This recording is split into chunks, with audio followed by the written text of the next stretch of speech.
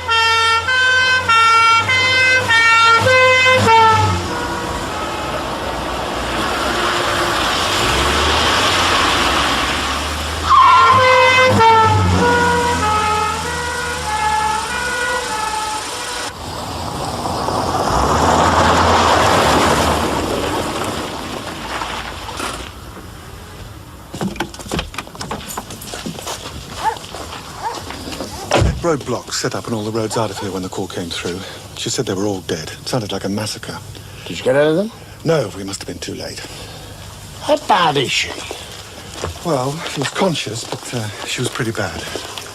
And did you speak to her? Yes, I had to.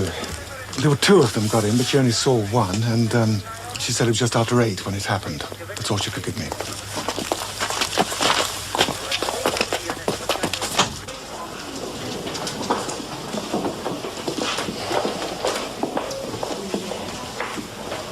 Do you know who this is, Sergeant White?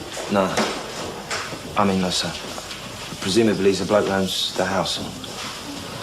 Mr. Harvey Copeland. Former MP for the Southern Boroughs. And husband to Davina Flory. You know who she is? Yes, sir, yes, of course. My guess is they had sounds upstairs. Harvey Copeland came to investigate, and that's when the shooting started. The others are through here. Has Dr. Crocker seen the bodies yet? Crocker's not available tonight, Reg. We've got Dr. Basil Summerquist. Oh, no.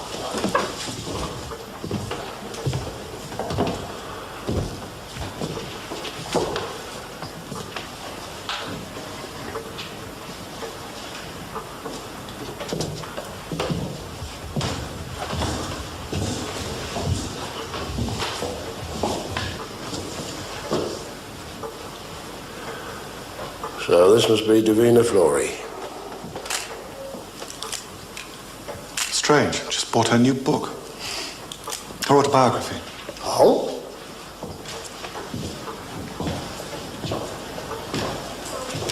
I didn't know that Davina Flory was your sort of thing, mate.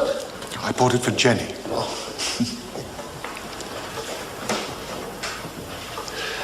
This must be the daughter. Naomi Jones.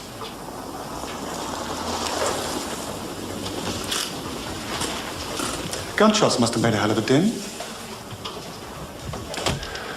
Are there any other houses on the estate? I've sent Carla and Jerry to have a look. We didn't pass anything on the way in.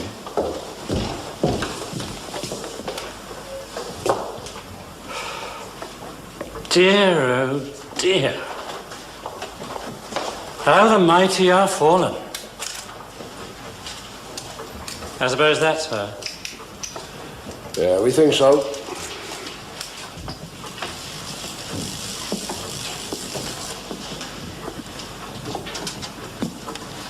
You finished? Yeah.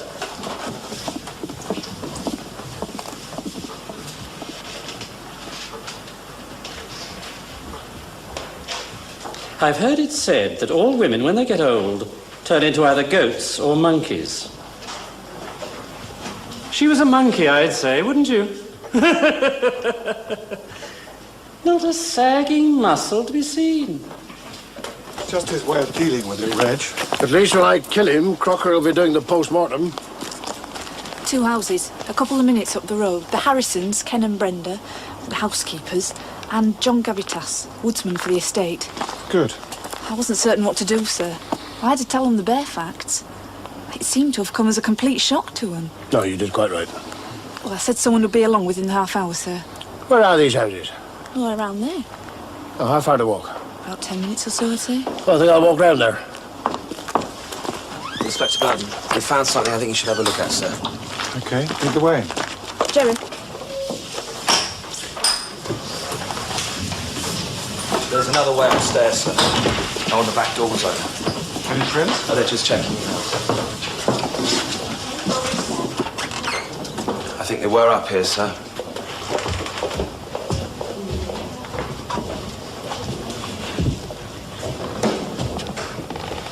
This must be Davina Flory's bedroom.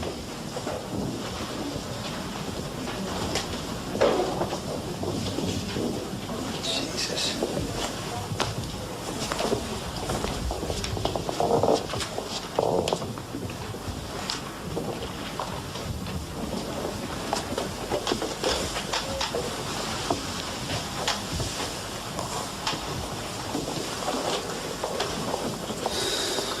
They killed 3 people for some jewels. People have been killed for less, sir.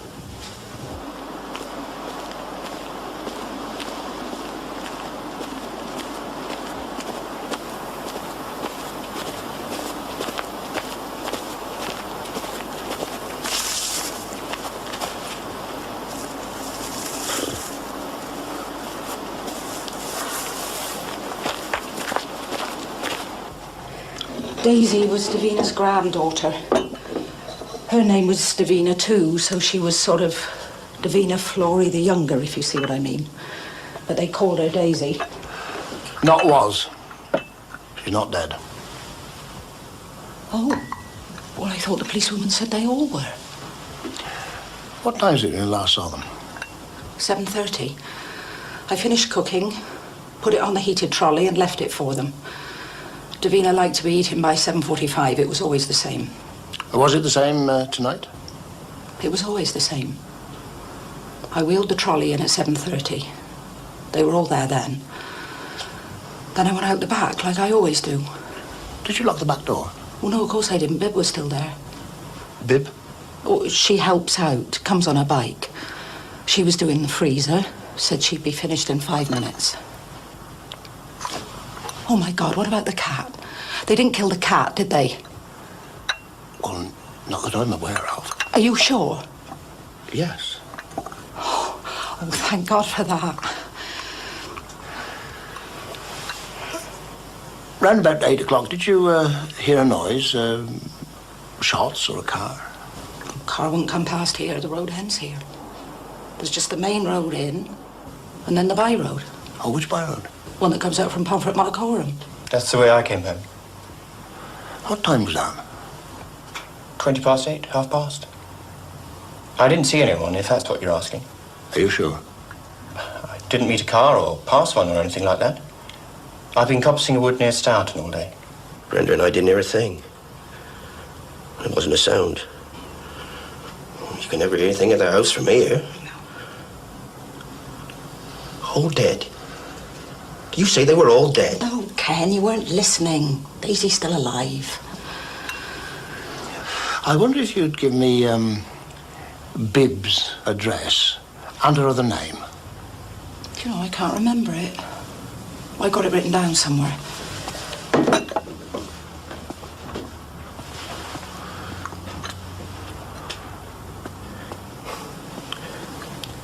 Funny they didn't finish off Daisy, too. Sounds like they tried by all accounts. I mean, she's pretty badly injured, isn't she? Yes, Mr. Capitas. She is.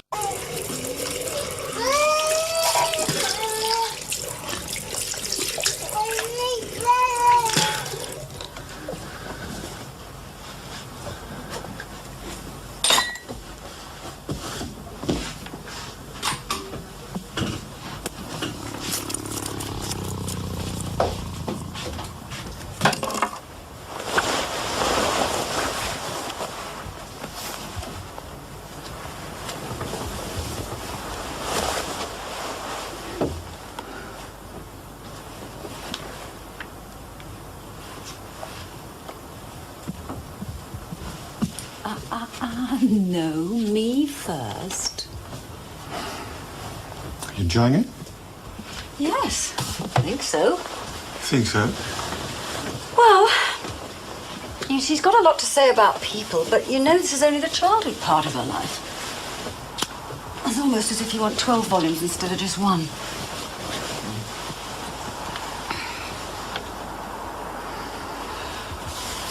What's wrong? Oh, bad day, that's all. Why? What's happened? I'll tell you about it tomorrow.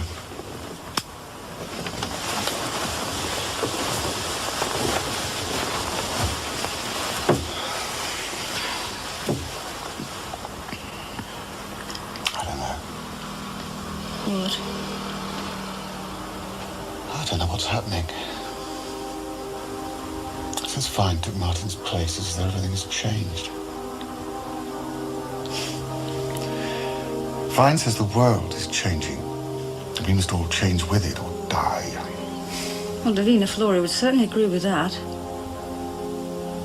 Maybe she was right.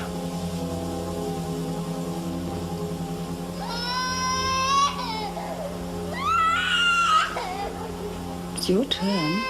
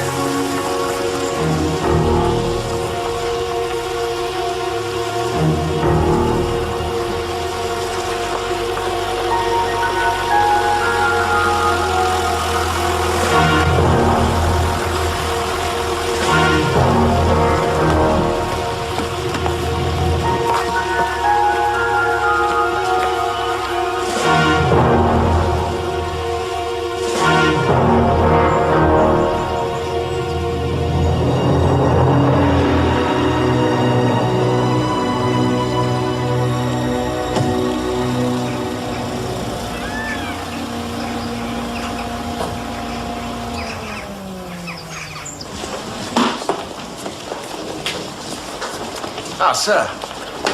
New computers. I thought I just got used to the old ones. Yeah, we need to patch the satellite link up, sir. Really? Yeah, look, check this out. Got access to Interpol, NYPD, LAPD, FBI, you name it, sir, we got it. The world is now our oyster. Good. Very impressive.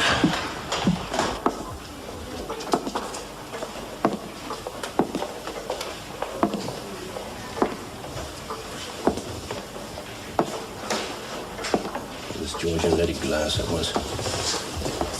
Sorry, I didn't quite catch that, Mr. Harrison. I said it was Georgian leaded glass, that was. No doubt it can be replaced. At a cost. The back door wasn't even locked. Come on, Mrs. Harrison. No point staying in here. Are you all right? I'm not going to pass out, if that's what you mean.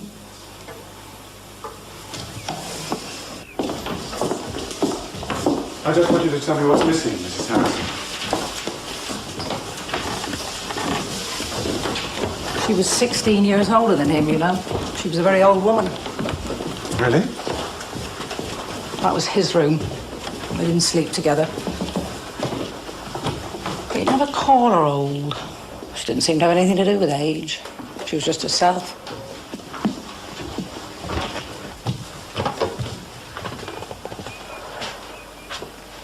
It'd be all right if I started to clear up now.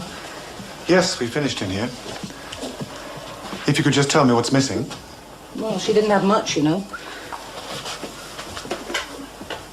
Well, I'd say that anything that was worth anything's gone. Like what? Some good pearls, gold bracelet, rings. Oh, one with a large diamond she was thinking of giving Daisy for her 18th birthday. Oh, when was that? Soon. Next week after. Only, thinking of? Well, I'm telling you what she said, and that's what she said.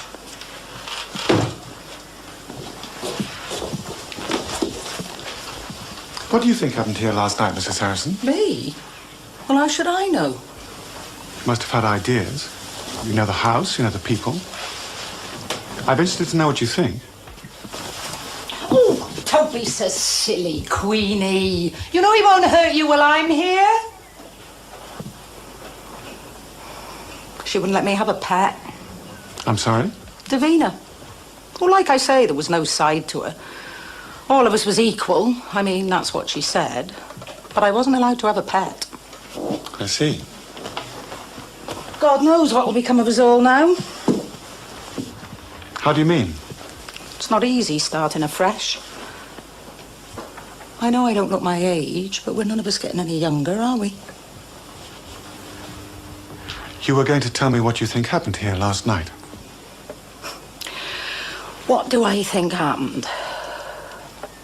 Well, I expect they got in, came upstairs. They'd heard about the pearls, maybe the rings. There's always bits in the paper about Davina. Anyone would have known there was money here. Then Harvey heard them, went to come up the stairs after them, and they came down and shot him. Then they had to shoot the others to stop them talking. I mean, stop them telling what they looked like. Certainly a possibility. What else? Well, I'll be able to have a dog now.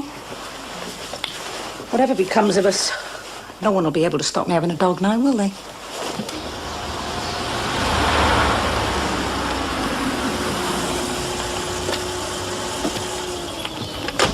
Excuse me, sir. Oh, hi. King Markham CID. We're looking for a Miss Bibb Mew. Does she live here? Yeah, she lives right next to me, right here. Oh, thank you very much indeed, sir. I believe you work on a part-time basis at Tancred House. Were you there yesterday afternoon, Miss Mew? Yeah. Doing what? What work do you do? We call it rough. You do the rough work. I was told that you were cleaning out a freezer. Freezers? They got 3. Saw it on the telly, I couldn't believe it. They was all right yesterday. What time did you leave for home? They'd started their meal. So that they were in the dining room? I heard them talking and the door shut. I put me bits back in the freezer, switched it back on. My hands was froze, so I put them under the hot tap for a bit. I got me coat, and then I went to fetch me bike. What time was that, about 10 to 8?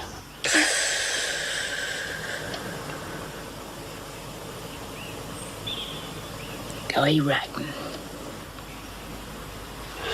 How did you get home? On me bike, of course.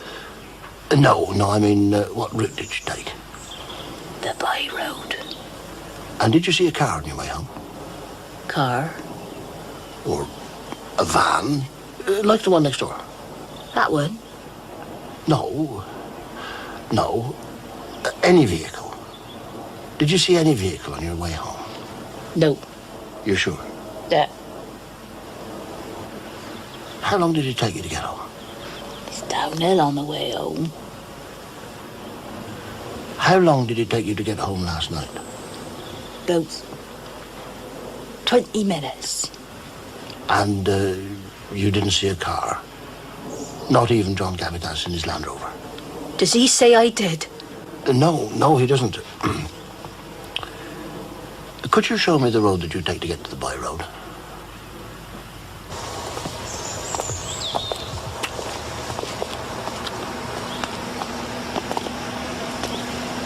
There. That road. Thank you. We'll be in touch. It's all right.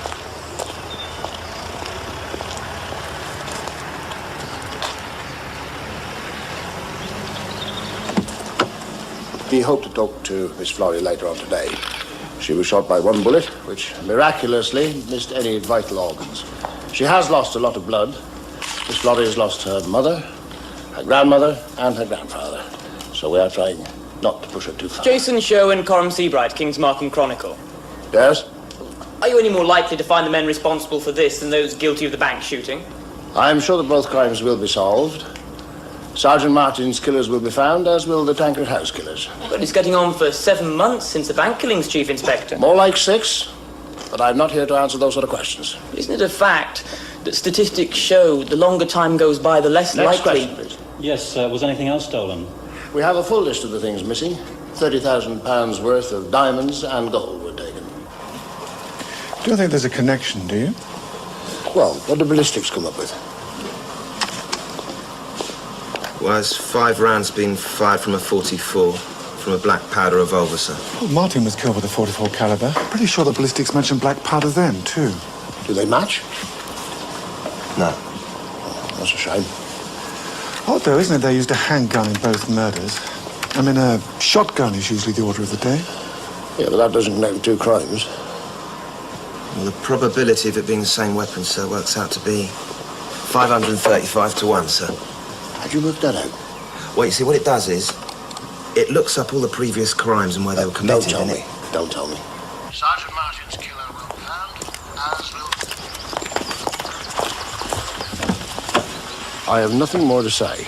Look, that's very unfair. You ought to give priority to us. Support your local sheriff. That means you supporting me, not me feeding you facts. Look, come on. I only started at the Chronicle last week. The point is, I know Daisy very well. I could do an exclusive on her. Do you like her? Yes. Everyone at school liked her, especially the boys. Then you should leave her alone. She's a very sad young woman at the moment, and she doesn't need you to exploit her.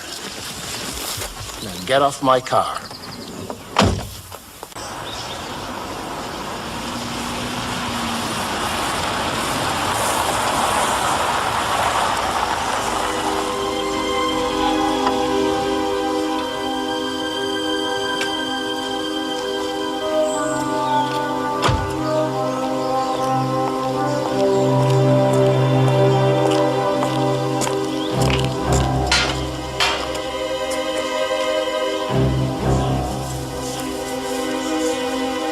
Now boast thee death, in thy possession lies a lass unparalleled. Daisy, you know who I am? I'm a police officer. Detective Chief Inspector Wexford. I'd like you to answer one or two questions, if you would. If that's all right with you. I'm going to record them. All right? We'll have to go back to Tuesday night. Just tell me where you heard them and what time. They were upstairs. We were eating our dinner. We'd got to the main course. My mother heard them first. She said, "What's that? It sounds like someone upstairs." You didn't hear them arrive? You didn't hear the sound of a car? No. We would have heard a car arriving. We were expecting a car. Well, not then. Not until 8:15, only she's always early. Who? Joanne Garland. She was coming to see Mum. She always comes to see Mum to do the books for the gallery. They run in town together. Joanne Garland. She lives over the gallery. Thank you. So you heard them upstairs. What happened then? Davina, my grandmother, said it was the cat.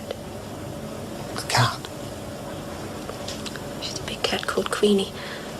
Half Persian. Sometimes in the evening she rampages around the house. It's amazing what a racket she can make. Go on.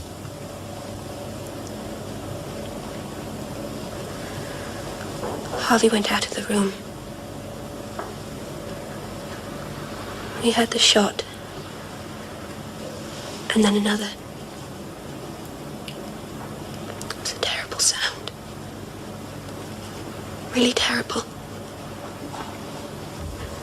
My mother screamed, and we all jumped up.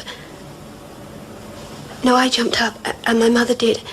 And I sort of started to go out, and my mother shouted, "No, don't." And then he came in. He? There was only one?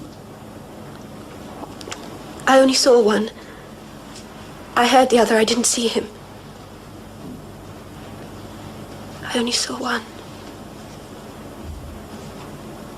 He had a gun. He came in. All right. He came in. Davina was still sitting there. She never got up. She just sat there with her head turned towards the door. He shot her in the head, I think. Then he shot my mother.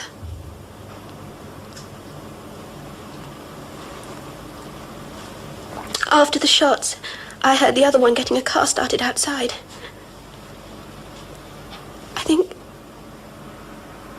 I think I can describe him. Good. Very good, Daisy. What I could see of him. He was, well, not too tall, but thick-set, heavily built, very fair.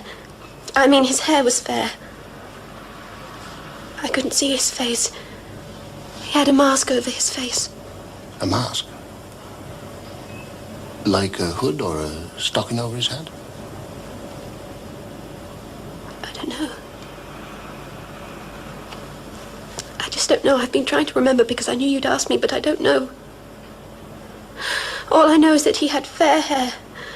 Shortish and thick, quite thick fair hair. Maybe he was wearing a mask like the sort people wear in smog or when you use a chainsaw. I could see his chin. His eyes. Oh, please, you don't have to tell me now. No, I want to. I want to tell you. Do you have children, Inspector? Yes? Boys or girls? 2 girls. Well, they're not safe. As long as he's alive, they're not safe. I want him caught. Oh, we'll catch him. Don't you worry. He shot me. I don't know. I don't remember. It all happened so fast. 10 minutes, that's all. That's all I can remember. He shot me. Oh, my heart. My heart hurts.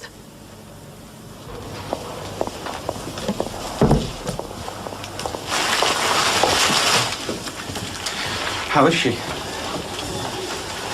Who are you? I'm Nicholas Wortham. I'm a friend of the family.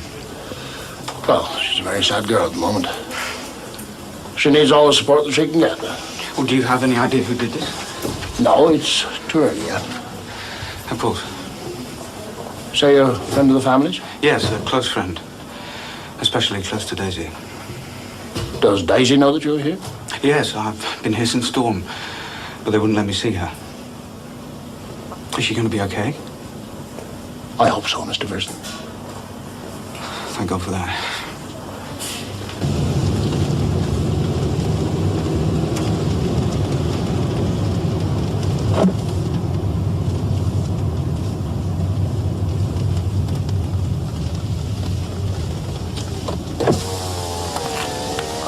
Hello. Evening. You heading back to the house? I am. I couldn't buy my lift, could I? Yeah, jump in. What time did you say you got home on Tuesday night? 8:20. 8:25. It's the nearest I can make it. I didn't think I'd have any reason to be precise about it. I know I was back in my house when the clock struck the half hour. Do you know a Miss Bib Mew who works at the house? I know who you mean. I didn't know she was called that. Miss Mew left the house about 10 to 8, and she got back to her own cottage at Pomfret Monacorum around about 10 past 8.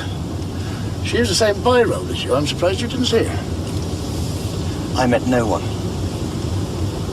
Where had you been? I told you, Copsinger Wood near Stourton. Good. The car the killers came in can't have used the by road, or you or Bib would have seen it, right? Right. So they must have used the road we just drove in on. Oh, we already had a roadblock on the main road. Is there any other way out of here? Through the woods, you mean? A jeep could make it if the driver knew the woods. You'd have to know them like the back of his hand, though. There's so many dips and whatever. I wouldn't be able to do it. Could you stop here? I've got to get some things from the workshop. When did you start working here? May. Who looked after the woods before you? Some people called Griffin. A couple and their son. The son was grown up. He had a job in town. Well, why did they leave? Old Griffin was getting on. They had a place to go to, somewhere they'd bought. I don't know much about them. The Harrisons, I imagine, would know more. They weren't on speaking terms. Oh, why? Brenda tells me they insulted her. Hello. I really don't know. You'll have to ask them. Do you want to go out? Come on, then. Come on. Out you go.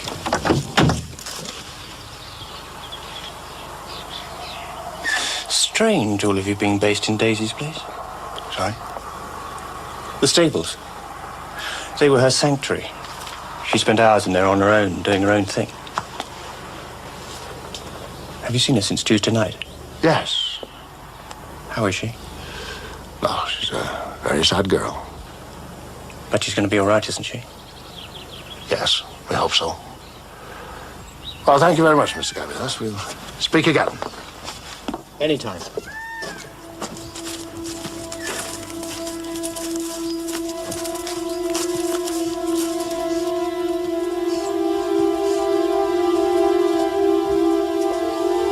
Evening, Governor. Oh, evening, Teddy. Nice to see you back.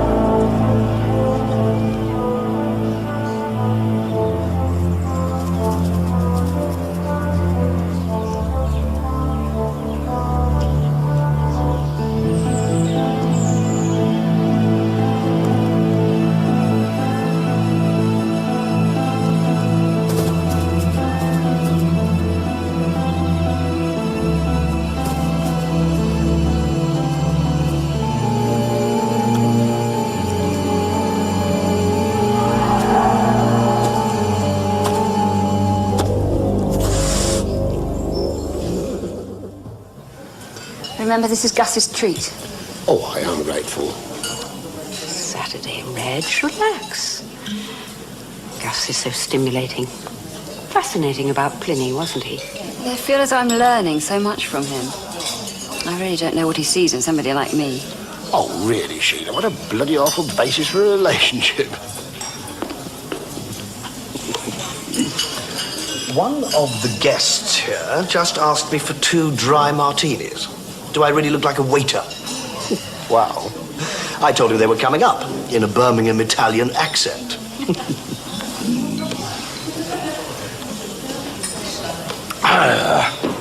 So, have you caught Davina's killer yet? You know, I met her on several occasions. Oh, really? I only liked one of her books, the one that got all the bad reviews. The Host of Maidens. She and her cardboard charmer husband came to the shindig Carlyle and Quick threw for my novel. Oh, her publishers and mine were all owned by the same people these days. Yes, yes. What on earth made her think she could write a novel? I've never met such a bossy, didactic old cow. However, she was honest enough to confess that she had never read and had no intention of reading my novel, unlike the rest of the leeches that were present that night.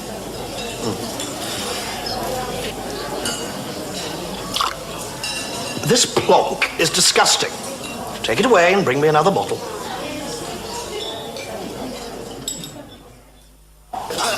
Of course, Davina was a virgin throughout her first marriage. Desmond had never been able to get it up. Well, not with Davina. Oh, no, really, please. Take this away. Take them all away and bring me the manager. Gus knows how this food should be. Believe me, he's an expert. Thank you, love. But really, we'd have all been ill if we'd eaten that. What seems to be the problem, sir? The seafood must be fresh, not defrosted. Fresh. Sir, the seafood was caught today. Are you telling me I'm wrong? Sir, this is Nouvelle cuisine at its finest. Sir, your chef has about as much idea of Nouvelle cuisine as a school dinner lady.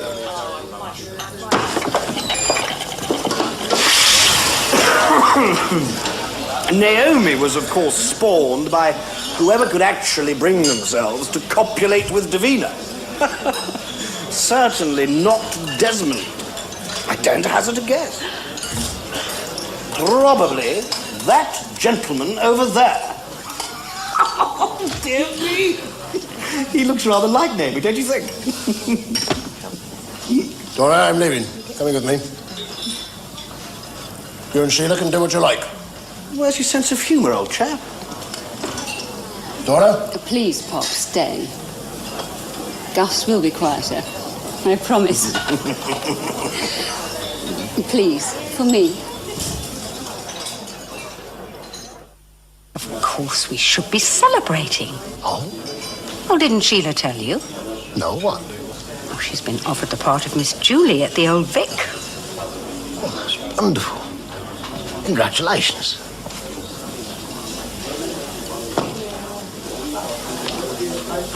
If you think I'm actually paying for that, you're mistaken. I have been gastronomically abused. You're very lucky I've decided not to bring legal action.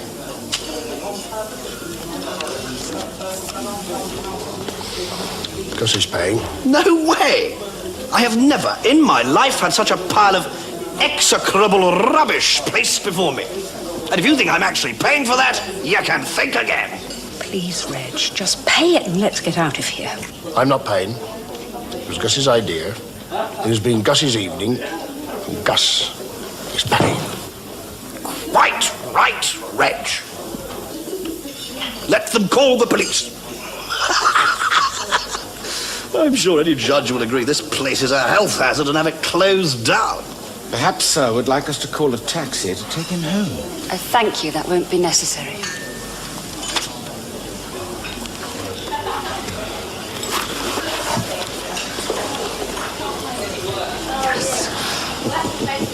You're a terrible man. You have a wonderful daughter, Reg. And I'm a very Very lucky man.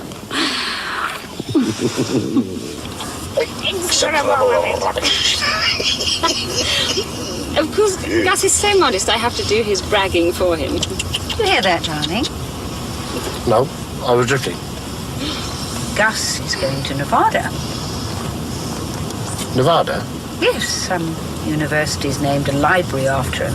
It's a library of his manuscripts called the Augustus Casey Archive. Would really appreciate him. The Nevada desert, where they do the nuclear tests. Not anymore, I hope. Shame. I'm thinking of writing my next novel there. Oh, good, Gus. Excellent. When you going?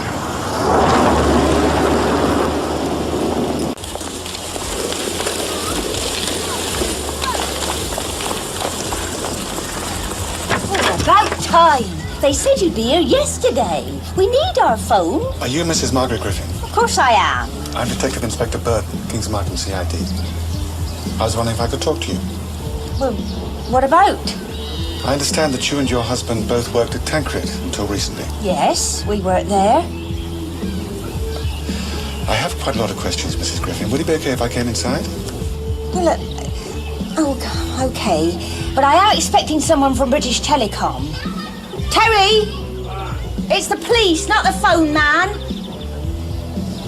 Well, come on, if you're coming in.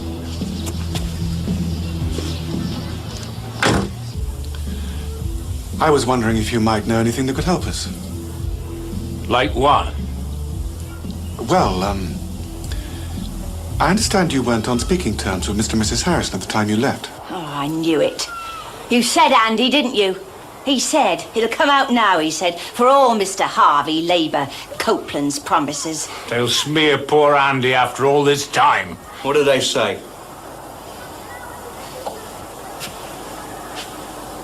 They haven't told us anything yet. Well, I must have said something. No. Scum.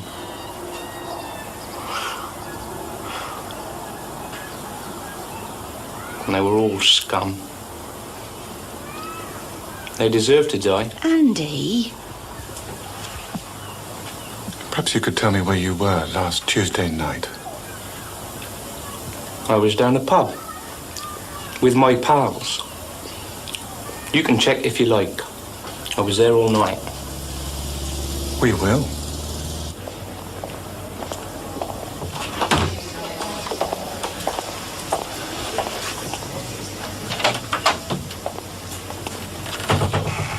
Excuse me. I'm looking for Miss Florrie. Oh, Daisy went home today.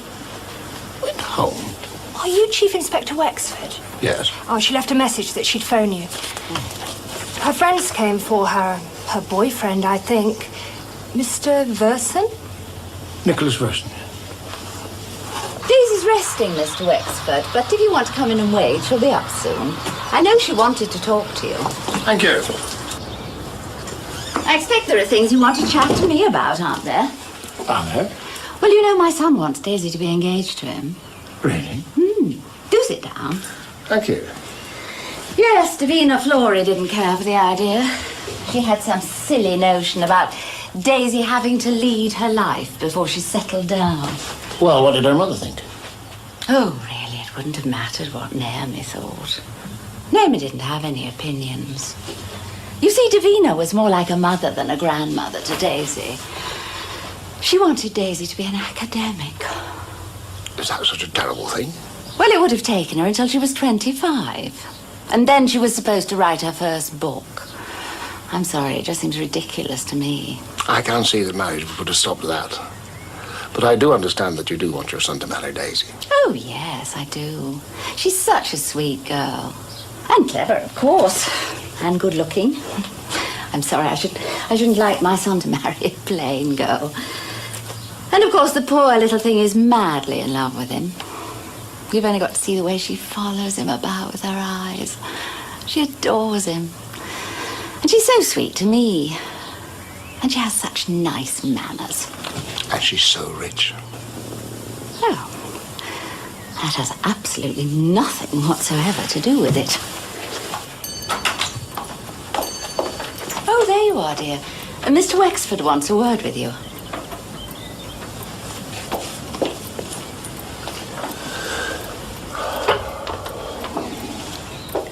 She means well, but she's enough to drive me around the bend. Tell me about you, Mr. Wexford. What are your daughters like? Have you got people that remember your birthday? I wish I had a father. Surely you do have a father. I've never seen him. Mum and he were divorced when I was a baby. Would you, would you like us to contact him? He lives in London. I don't mean I wish I had him. I mean I wish I had a father. Have you spoken to Joanne Garland yet? Actually, I was wondering whether you could answer some questions about her. I don't know her very well. Davina didn't like her very much. She didn't think she was good enough for us. She thought Joanne dragged Mum down into a quagmire of the commonplace. What did your mother think? Oh, Mum didn't care. You have to realize Davina surrounded herself with dull people and spent most of her life complaining about it. Mrs. Garland hasn't come forward, and she's been missing since Tuesday. I just wondered if you could tell me how close she was to you. You don't suspect her, do you? What would you? No. No, it was a man, I told you. It was a man. Can you tell me anything about some people called Griffin? They used to work for us. And their son, Andy. Have you seen him since they left? I did see him once, in the woods. I was walking the woods and I saw him. He was near the by-road where the walnuts are. He may have seen me, I don't know. When was this? Last autumn sometime. October, I think. Frightened me seeing him like that. I didn't tell anyone he was trespassing. Davina would have hated that. I didn't tell her. Could he be the other man? The one you didn't see, the one who started the car? I told you, I don't know. But is there a possibility? Could it been? Can I say there was nothing to make me certain it wasn't? That's all I can say. I wish there was someone I could pour my heart out to. I'm so alone. Only I could open my heart to someone.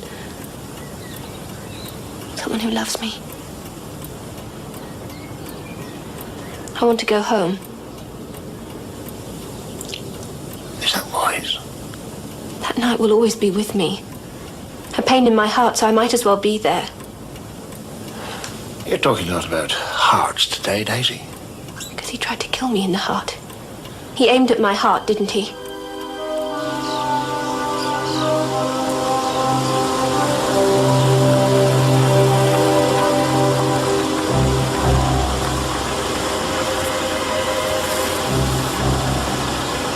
In grief for the great tragedy of the 11th June. These violent delights have violent ends, and in their triumph die. Excuse me, Mrs. Harrison. Well, what now? Would you mind if I asked you some more questions? Not if you don't mind walking back to the cottage. I'd like you to tell me about Andy Griffin. Well, he's very creepy. I mean, I know I look a lot younger than I am. Well, people are always telling me. So maybe I shouldn't have been surprised that Andy got fresh with me. But I was. When he touched me, I nearly jumped out of my skin. I was in the kitchen, having a cup of tea, and he came in. So, of course, I gave him one. Not that I like him, don't think that. What do you think about him? Don't you know, you've met him. I'd like to know what you think. He's evil. No, he is. Look at his eyes. He had the same eyes when he was a kid. Evil eyes. They wouldn't let Daisy play with him. He'd scream like a wild animal. Tantrums, terrifying screams. God knows what was happening. This would be when he was, what, 4 or 5 years old? Yes, that's right. But it got worse. He turned into a creepy, peeping Tom of a teenager. I caught him once peering in the bathroom window. Our bathroom's on the ground floor. And he was just watching me. Waiting.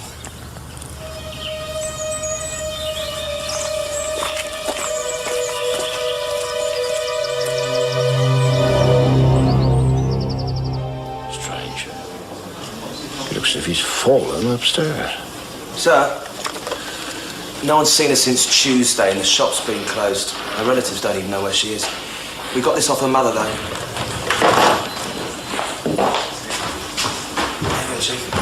Good. Joanne Garland, eh? Well, I think she's either been taken or murdered by the killers.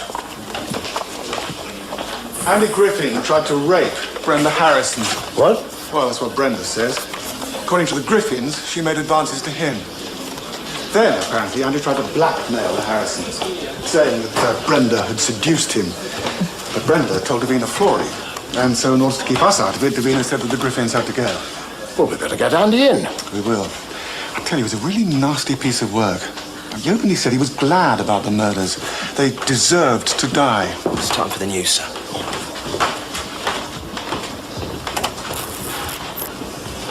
Sir, should I get a warrant for Joanne Garland's flat? Hampshire police have today issued a photo-fit picture of a man they're looking for regarding Reg? inquiries into the Yeah? Tancred House massacre Should we get a warrant? that took place near King's Markham Oh, last yeah, Tuesday. Police stress that he may be armed. I know that and members face. of the public should I think he looks rather like Dan Dare. anyone Remember who him? thinks they have No. seen this man or who knows him. Daisy has a contact boyfriend, police on Nicholas Verson. 0962 Picture looks like Nicholas Verson. 8656.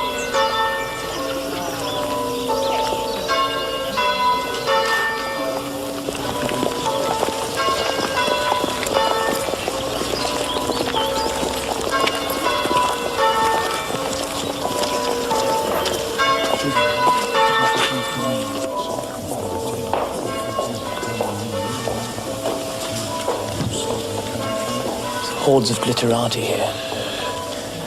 I'm going to do a piece called The Friends of the Great Woman. Even if I get 9 refusals out of 10, I should still get 4 exclusive interviews. I'd rather have my job than yours.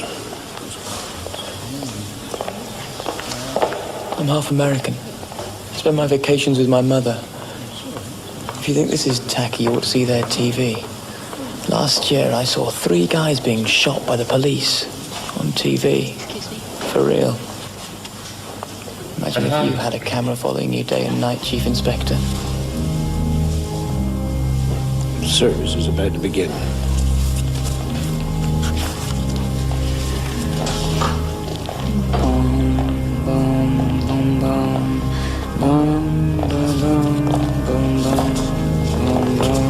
Let Daisy arranged all this. She's really good at drama.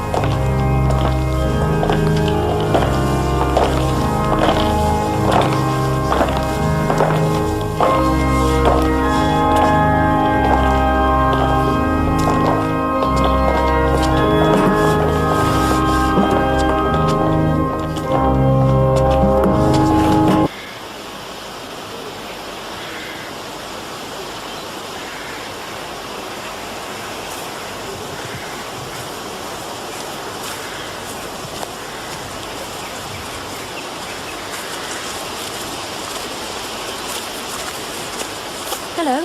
Hello. I'm Ishbel McSamphire, my dear. Last year in Edinburgh. With Davina. Thank you. Thank you so much for being here. Poor Davina, she wasn't even a believer, was she? God bless you, and if ever you need anything, please get in touch with me.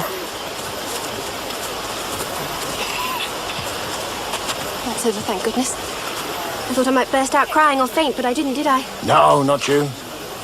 Were you looking for someone who hasn't come? No, whatever gave you that idea? What about your father? My father? Maybe. Maybe that's who I was looking for. Why isn't your father here? I don't know.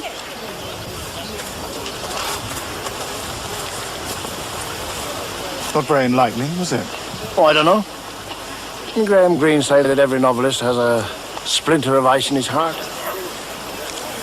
What, you mean maybe Daisy's following in her grandmother's footsteps? Maybe. She was definitely looking for someone. Joanne Garland, perhaps? No, I don't think so.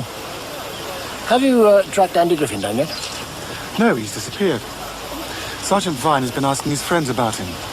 Although they saw him in the pub that Tuesday night, no one saw him before 9:30. So he doesn't really have an alibi? No. Joanne Garland, Andy Griffin. I wonder if there's any connection between them.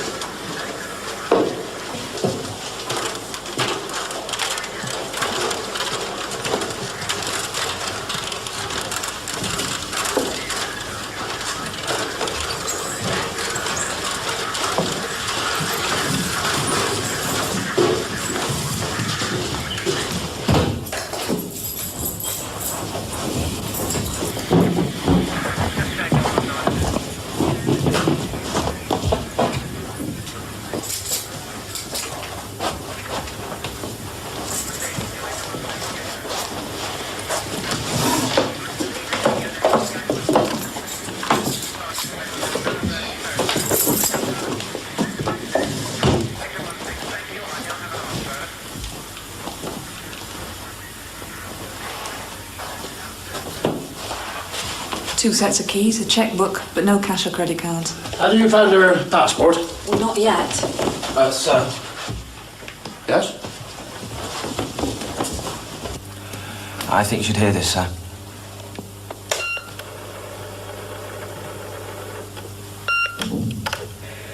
Joe, this is Naomi. Oh, I wish it was you sometimes, not always that machine. Can you make it 8:30 tonight and not earlier? Mother hates having dinner interrupted. Sorry about that, but you understand.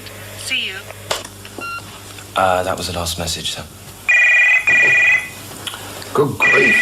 Scooby-Doo. Reg, it's Mike. I thought I ought to ring you. Royal Oak Prison, just outside Crewe, have been on the line. They've got an inmate by the name of Jem Hocking who wants to talk to us. Never heard of it. Well, he's heard of us. It's about Martin. Well, can't you tell it to the local police? No, apparently he's very ill. He thinks he's going to die. And, he says he'll only talk to you. Well, I'll go tomorrow. He was arrested 3 weeks ago near Kenneth. He's a drug addict. A very sick man, Chief Inspector Wexford. He's here on remand.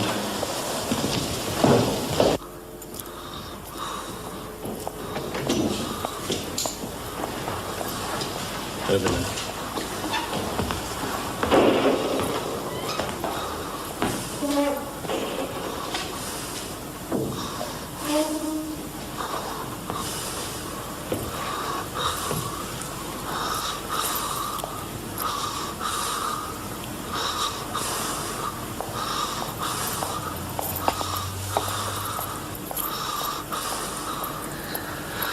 Chief Inspector Wexford. As you can see, I'm dying. No more room to stick my needle. No blood. I want to tell you about Dame Bishop. Dame Bishop? Dame Bishop. Dame Gavin Bishop, 24 years old, died 2 months ago. Overdose.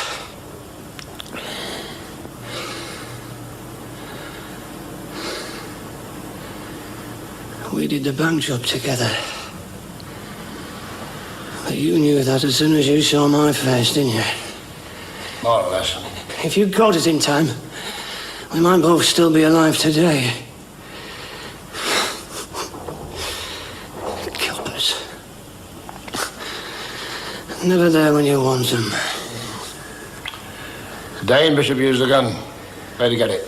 Are you asking me? Where did he get it? You know as well as I do you can get a shooter when you want it. He never said. He just had it. A Colt. A Colt 44. He took it away. Threw it down getting out of the bank. Scared to be found with it. Dane was as weak as water. That's why I shot that stupid copper. Too weak to be... Too weak to keep up against the pressure. Why are you telling me this now? Because... the world is helpless against a dying man. I wouldn't be too sure of that. There's nothing in the law that says I can't charge a dying man with robbery and murder. You wouldn't. I certainly would.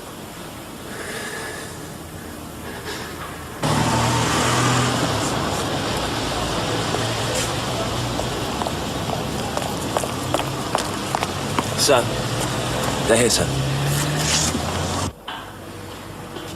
Can you see me, sir? Yes? Okay, now start moving towards the door. Tell me when I leave the first shot, yeah? Now, you've disappeared. Now go on moving towards the door. See, a blind spot. No wonder. There. You're in there, Sergeant Vine. Now, mark it.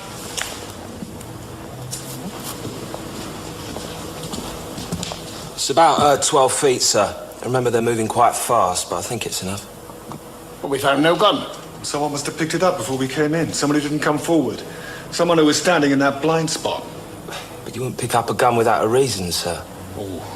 Generalized bias towards law breaking? Case it might come in useful one day. Right. Let's look at those tapes. Yes. Sir.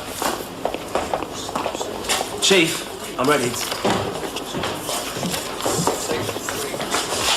You see, sir, what we can do with this, we can enhance whatever part of the shot we actually want to see.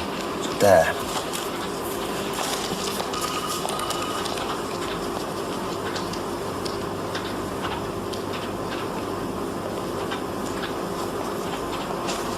I've slowed both tapes down. They're running together.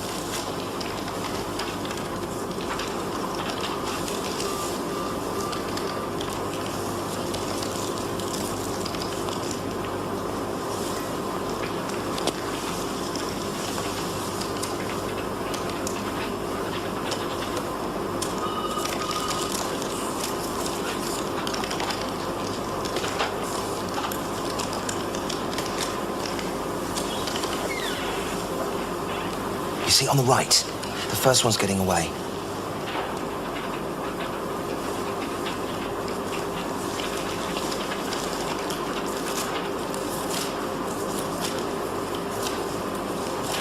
Stop there. Back a bit. There.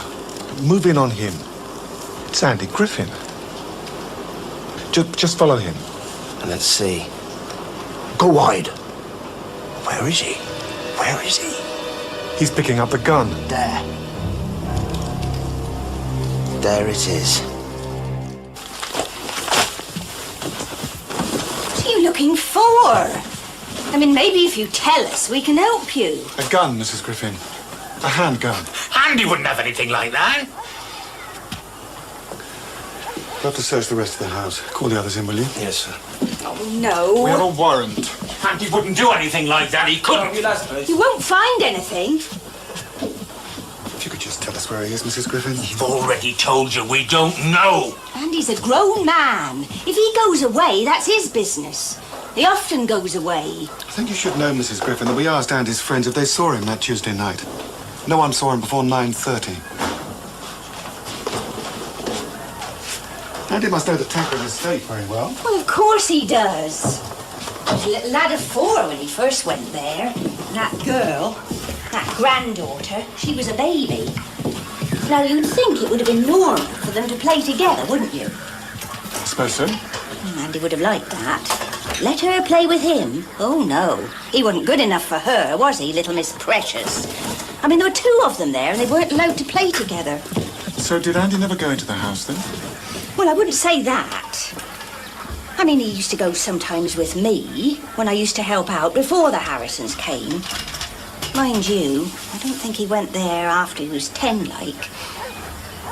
He didn't want anything to do with them. He didn't care about them. When he goes away, Mrs. Griffin, how long is he usually away for? Oh, it could be 2 days, a week. Well, if he comes back, will you tell him we'd have to see him? Of course I will, but he's done nothing wrong. No, sir. Can I have one of you lads down here, please? I tell you, he's done nothing wrong. He wouldn't harm anyone. He's not like that.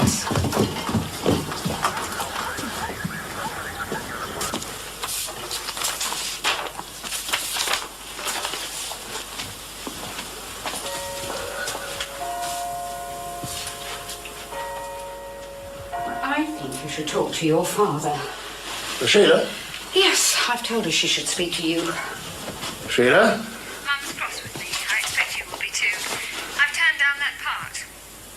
Miss Julie?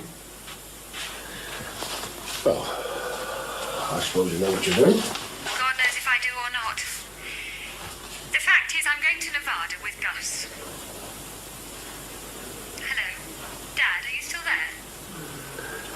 Sheila, do you think that's wise? You made up your mind to hate him before you'd even met him. That is ridiculous. Never do that, and I never will. There's always a first time. Sheila, I just think that you're making a big mistake. Now, please. I know why you hate him. It's because you can see that I really love him. I'm in love for the first time in my life, and you're seeing red. We're not talking about love. We're talking about common sense and rational behaviour. You cannot turn down the best part of your life just to tag along to the middle of nowhere with that... Don't abuse him. I couldn't abuse him. That meretricious, loudmouthed drunk. My God, whatever I've inherited from you, I'm glad it isn't your tongue. Now listen to me, Father. Father? Father? Since when have you called me father? All right, I'll call you nothing. Listen to me, will you? I love him with all my heart. My heart, understand? You're not on the stage now, Sheila. If you go on like this, frankly, I doubt if you ever will be again. Has it occurred to you how unusual it is for a daughter to be as close to her parents as I am to you and Mum? Have you ever wondered why? No, I haven't wondered why. I know why, because we've always supported you, even when you left Andrew. I never loved Andrew. Now, you listen to me. We spoiled you to hell and back. We've let you trample all over us. And when I summoned up the courage to confront you and tell you a few home truths about you and that ugly little Shoed... Sheila! Sheila! Reg.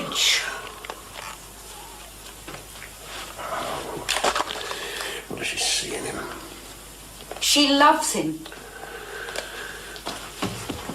You'll take my daughter away from me?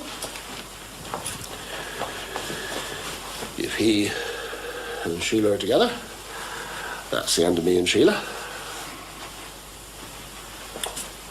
She will cease to be my daughter. Good grief, Reg. You should listen to yourself sometimes. All right, Dora. Now just calm down. I'm going for a walk. I'll be back.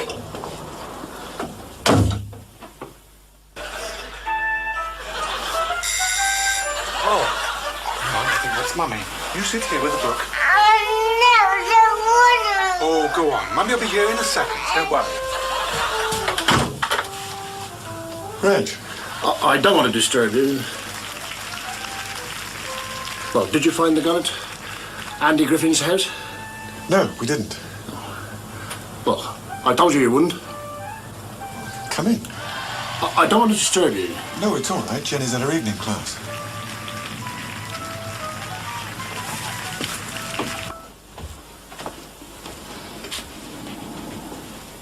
Those tankards, see they're identical?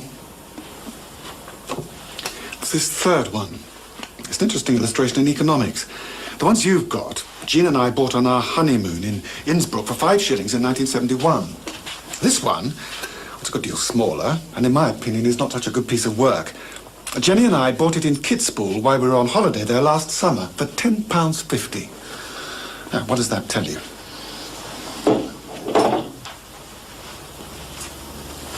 What's the matter, Reg? Everything. I'm sorry? With no motive. Nothing. I don't believe that robbers murdered 3 people for the sake of a lousy £18,000 because that's all the jewellery is worth once it's been fenced. Well, yes, that's why I'm convinced it was Andy Griffin. The man's unhinged. He's dangerous. Well, it couldn't be Andy Griffin. He's just got his style. Do we know what his style is? Well, he's not a mass murderer. Mass murder. I never thought I'd hear myself using that word in Kingsmark. Well, you have. Fine ran another probability on the ballistic evidence. Came up with some pretty startling stuff. Apparently, the barrel of a gun can be changed, so the gun can be used again. That's very interesting. About as interesting as your dissertation on the comparative inflationary value of tourist tankards. But if he had the right equipment... If he had the right equipment. Andy Griffin is the sort of bloke who hardly changes his own socks. You're not thinking, Reg. Vine is right. We have to come at this from all angles. What is this between you and Vine? You're not listening to me. Because you're not listening to me. You're listening to your sergeant, Mike. Well, he has a lot to say. Well, you should be listening to me. But you're not telling us anything. Well, then wait. Wait like you always do. I waited for you to solve Martin's murder. That didn't do much good, did it? Oh, no, I'm sorry. I didn't mean that. It's just that you don't even seem to be with us on this one.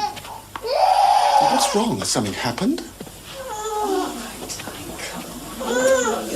I'll see you in the morning, Mike. Mike. Reg. You said you were going to put him to bed. thanks, Mike. Thanks a lot. What have I done? I thought you were putting him to bed.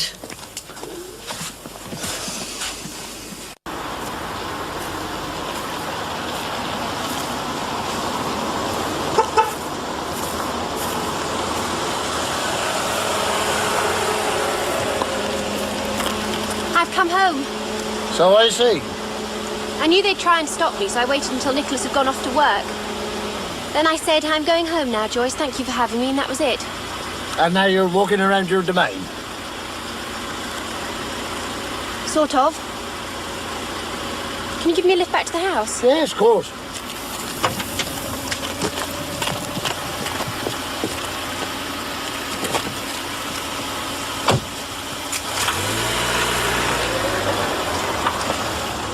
I don't suppose you've heard from your father? I think if he was going to get in touch, he would have done so already. Oh, I don't know. Perhaps he didn't know where you were. Perhaps he's been phoning Tancred House every day. You don't happen to know where he lives, do you? I'm sure Davina kept his number in her unfriendly address book. Her unfriendly address book? Good grief. Daphne and Apollo. It's a copy of the Bernini. It's supposed to be a good one. I wouldn't know. I don't really care about things like that. Davina loved it. She would. I suppose the god was going to rape her. Don't you think? I mean, they have nice words for it. Make it sound romantic. But that's what he was going to do. Well, he wasn't going to take her out to dinner or buy her an engagement ring, was he?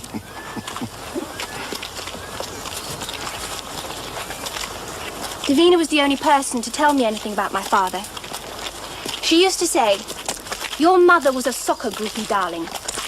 She used to watch him play football. That's how they met. Forget him. Imagine you were born by parthenogenesis, like algae. Hello, Bib. Hello, Miss Florrie. I'm just off home now. Finished already? Yeah.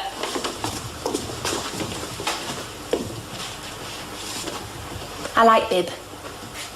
I really like Bib. Davina wrote everything by hand. She couldn't type. She never wanted to learn. Here it is. The unfriendly address book. G. Jones. What's the G stand for? Gunner. Gunner Jones. Perhaps I'd better have a look at the book. It's almost full. Davina must have had so few friends. I think if you were to follow up all those names, you might never find him. You know, Daisy, I think that we should have a couple of women police officers to stay with you during the night. Do you have to? Well, I don't want to frighten you, but the killer is still at large. Yes, very well. You know, I've asked Ken Harrison to seal up the dining room for the time being. Oh, that's a good idea. Mr. Wexford, it's your full time here. Oh? What do you mean? Well, you make me feel safe. I know you'll find him.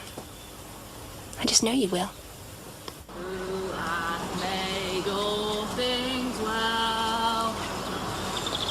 All things bright and beautiful, all creatures great and small. Hello, little one. You don't want to be sunning yourself there. You'll get squashed.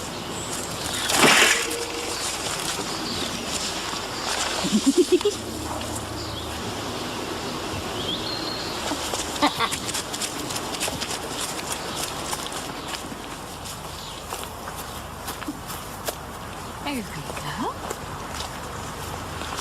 You'll be all right there, my love.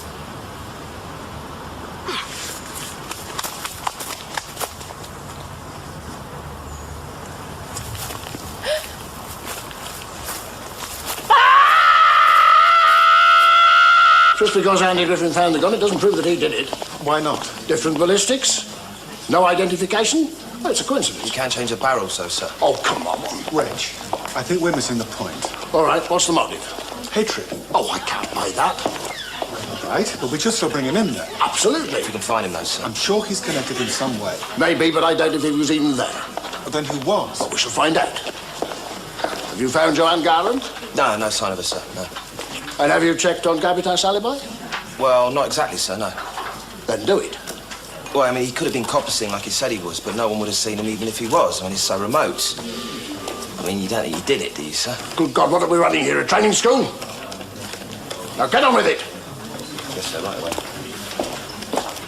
What's the matter with you, Reg? Nothing, I'm just trying to find this man before he kills again. And he will kill again because he has a passion for destruction. A vicious passion. Has anybody found out who put those flowers on the front door? We tracked down the florists. Well, they were a bit embarrassed, but they admitted they'd been leaving the flowers there themselves. Good grief, why? Publicity. They always do it when someone important dies. Yep. Yes. Daisy gave me this address book. I want you to go through the names in it, see if any of them have records. You can do that on your computers, can you? Yes, sir. Yes. Excuse me, Reg. A call's just come through. It's a man with an American accent phoning on behalf of Big Mew. Aye, mine. She lives next door to him, hasn't got a phone. So she's found a body in the woods. A body? Hanging. Scared. I was scared. I told him. I can't get a thing out of her.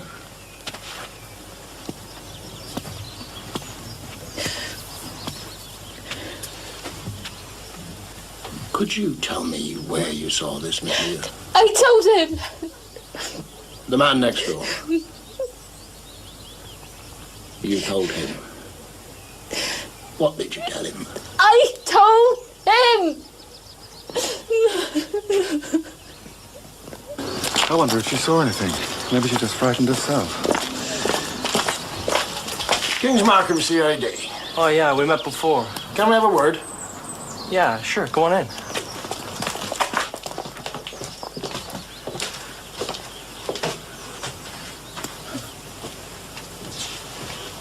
Looks as if you've just moved in. Yeah, I've only been here a couple of months.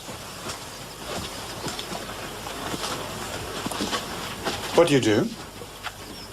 Well, I was traveling around Europe, but then I decided to enroll in the local university. So now I'm stopping here for a while. It was you who called us, wasn't it? Yeah? We can't seem to get much out of Miss Mew. Perhaps you could tell us where she said she saw the body. Well, I could show you. Did she tell you where she saw it? Yeah, I think I can find it.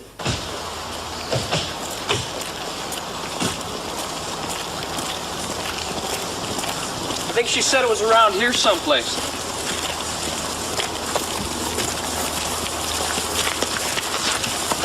I have a feeling this might be Joanne Garland. Yes.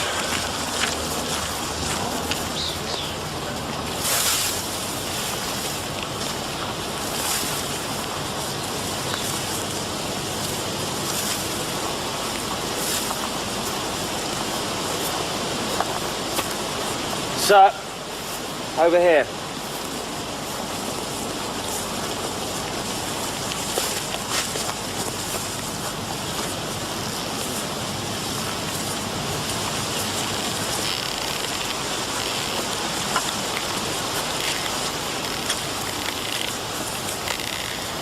Oh, no. Who is it? It's Andy Griffin.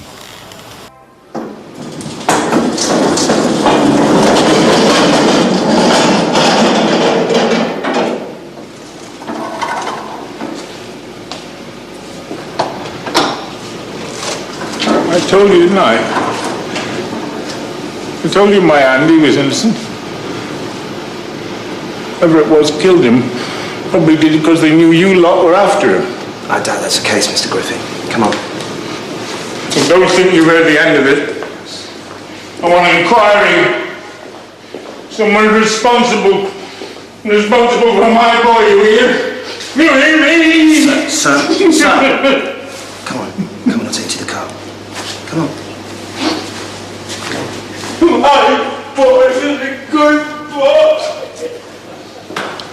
nearest I could put time of death at this stage is last Friday.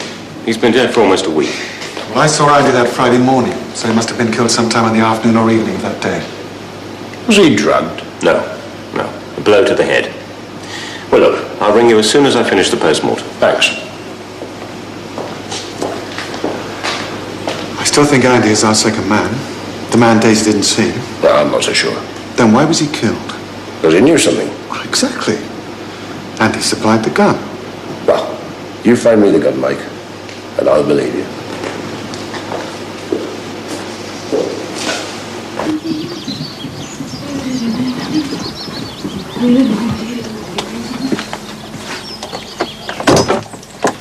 Hello, Jen. Dora, I haven't come at a bad time, have I? No, absolutely not.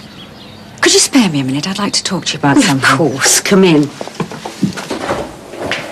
Any response from Daisy's father? Well, he doesn't seem to be at the address we've got for him, sir. Maybe he's away or something. Is Joanne Garland still missing? Yes. I wonder what Andy was up to. You and me both. Have you checked on Hogarth? Yes, I put a call into Dr. Perkins at the university, sir. He runs a creative writing course at Hogarth, says he's doing. Oh, shit, sir. Your daughter phone. Sheila? No, Sylvia? Oh, yeah. It was something about a housewarming party next week or something. Yeah. Why does Sylvia keep moving? Well, she hopes it'll save that rotten marriage of hers. Maybe it will.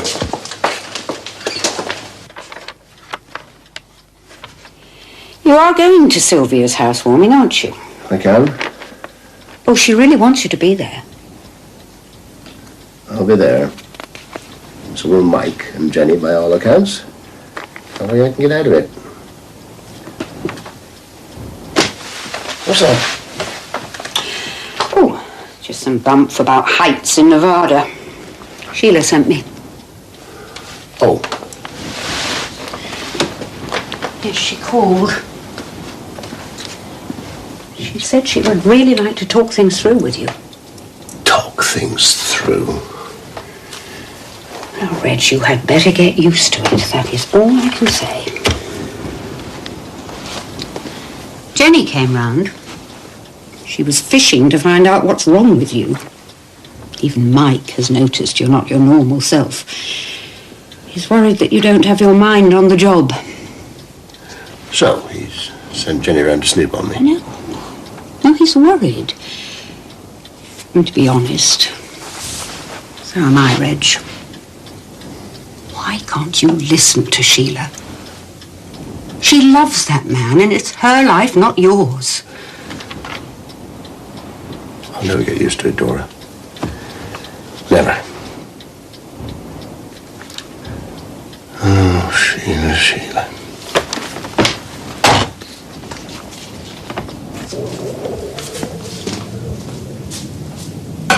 You sure you don't want one, Daisy?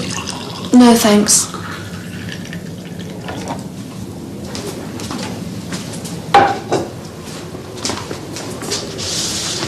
Well, good night then. Night, Carla. Sleep well.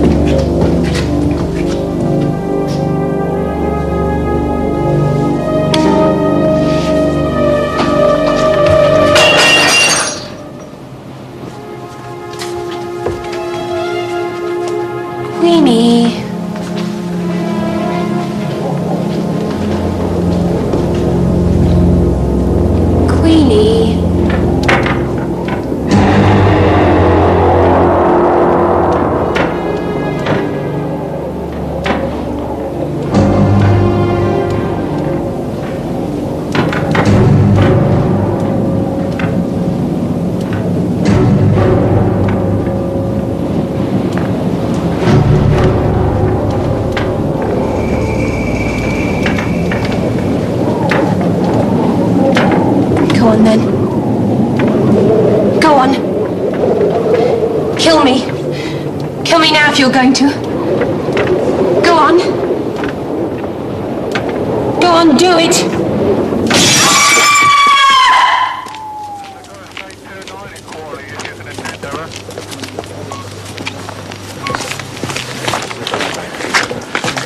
He's in the kitchen.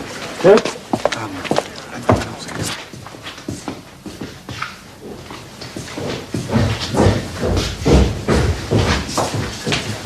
Daisy! He's out there. I saw him out there. Daisy, come and sit down. Have you found him? No, you're quite safe. Nothing can happen. Kill me. Oh, come on, Daisy. You're quite safe. No, I'm not. It's been like this ever since she saw him, haven't you, Daisy? I don't know how many times I've cuddled you. It doesn't seem to do much good. Another cup of tea. I didn't want the first cup. Why do I have to have tea?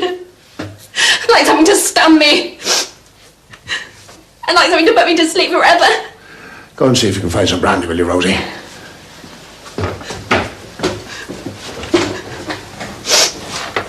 Tell me what happened, Daisy.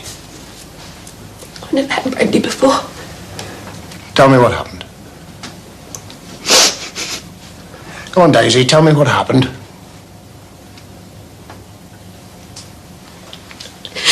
The outside lights went out. I was going to bed. He was just outside the conservatory. I saw him out there in the moonlight as near as you are to me now. And then? I just started screaming. I screamed until Carla came. Found her hammering on the glass, and then I phoned you. Tell me what you saw, Daisy.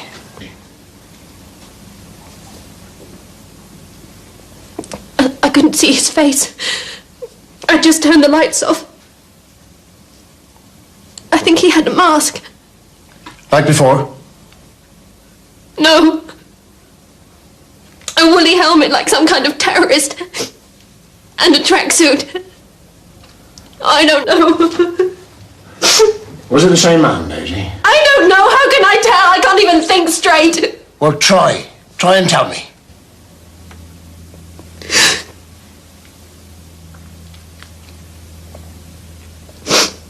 He wasn't old. And he was big and strong. And he seemed to know the place. Oh, I don't know why I think that. Oh, what's happening to me? Just tell us what's going on. It's nothing to worry about, sir, honestly. There's police everywhere. We've a right to know. Yes, sir. Oh, thank God you're okay. I said to Brenda, I thought they'd come back to finish you off. So we got some things on and we came straight over. I made Ken get the car. I didn't feel safe walking. We ought to be looking after you, Daisy, not a couple of police women. I'm giving you notice. I want you out of here. The sooner the better. Hey? If I had my way, you'd be out of here tomorrow. Well, she's upset. Poor little thing. Haven't you got any feelings? Talking about finishing me off. I hate you. I hate you both. I want you off my land. I'm taking your cottage away from you. I can manage on my own. Can't you see that? Come on now, Daisy, up to bed. Come on. It'll be okay.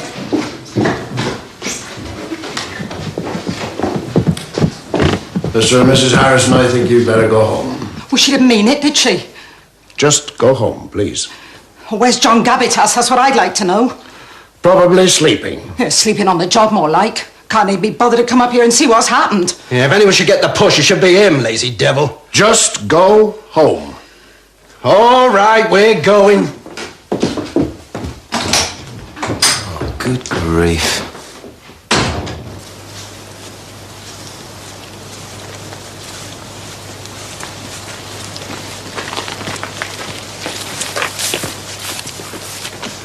Any luck? No, no trace of him. Did you get a better description? No. I was wondering, why didn't he kill her? Huh? I mean, I think Daisy knows who it is, and she's not telling. Oh, don't be silly, Mike. The girl's being terrorized.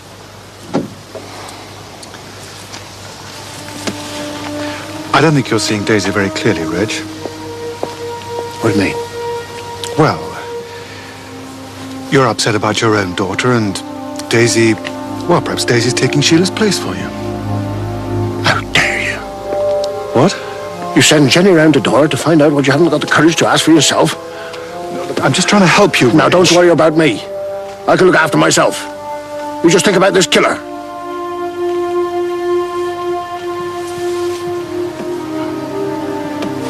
Daisy's father rang in tonight.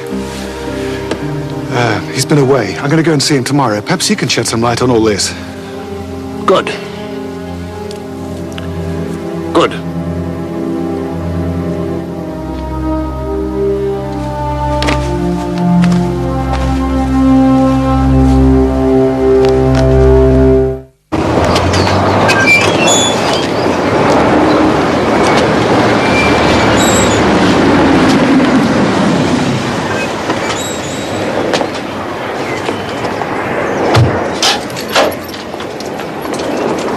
Found it all right then? Yes, Mr. Jones. Come in. Yeah, that's me. Oh, yeah? George Godwin Jones. Well, that's my full name. Though mostly people call me Gunner on account of the team, you know? And what position did you play? I was a winger. I've been a bit of a winger all my life, I suppose. I've been married since Naomi, you know. And that didn't work out either. She packed her bags about 5 years ago, and I haven't seen her since. And I don't intend to take the plunge again, you know? Would you like a drink? No. No, thank you. But you feel free.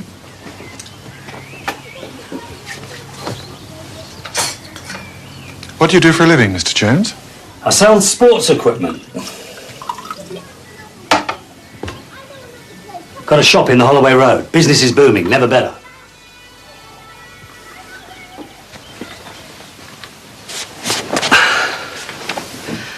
That was a bad business at Tancred. I was shocked to hear about it. I believe you didn't have much contact with your daughter. I haven't had any, my friend. Not for 17 years. She must be 18 now. Yes, that's right. Don't you care, Mr. Jones? I knew you'd ask that. And, no, not a lot. I mean, I'm glad she weren't killed. That would have upset me. The other deaths didn't upset you? A bit. But it's been a long time. Why didn't you get in touch when you heard about it? I was away when it happened, fishing on Dartmoor. I often go there. Didn't hear about it till I got back yesterday afternoon. Rang you as soon as I picked up your message. Well, perhaps you could tell us exactly where you were, sir. Yeah, I'll write it down for you.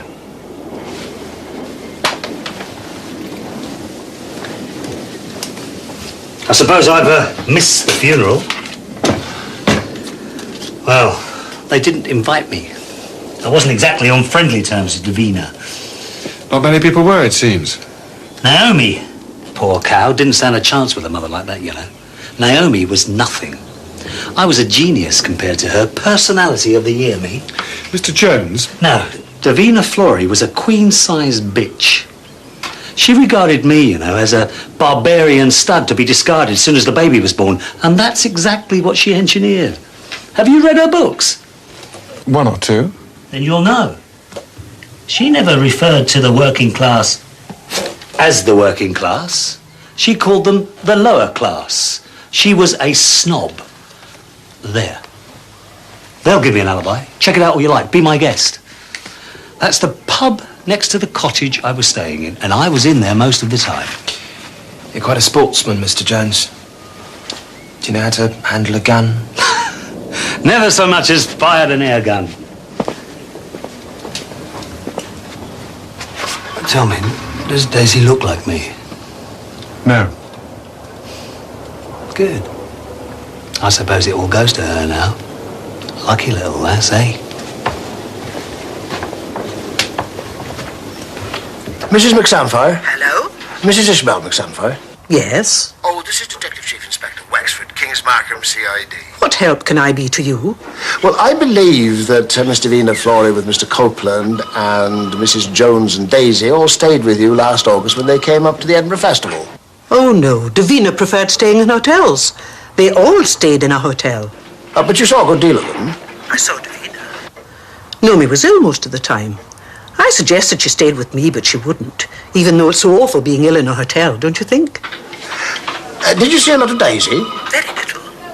She spent most of the time with a young man. Oh, Nicholas Verson? That's right. Davina did mention the name Nicholas. He was at the funeral. Was he? I was so upset I really didn't notice. I only saw him once, and that was on their last day. I waved to them across the street. Is that all you wanted to ask? Well, no, I wondered if you'd do me a great favour. Of course. Well, Daisy shouldn't be here. I know that this is an imposition, but I wonder if you'd ask her to stay with you.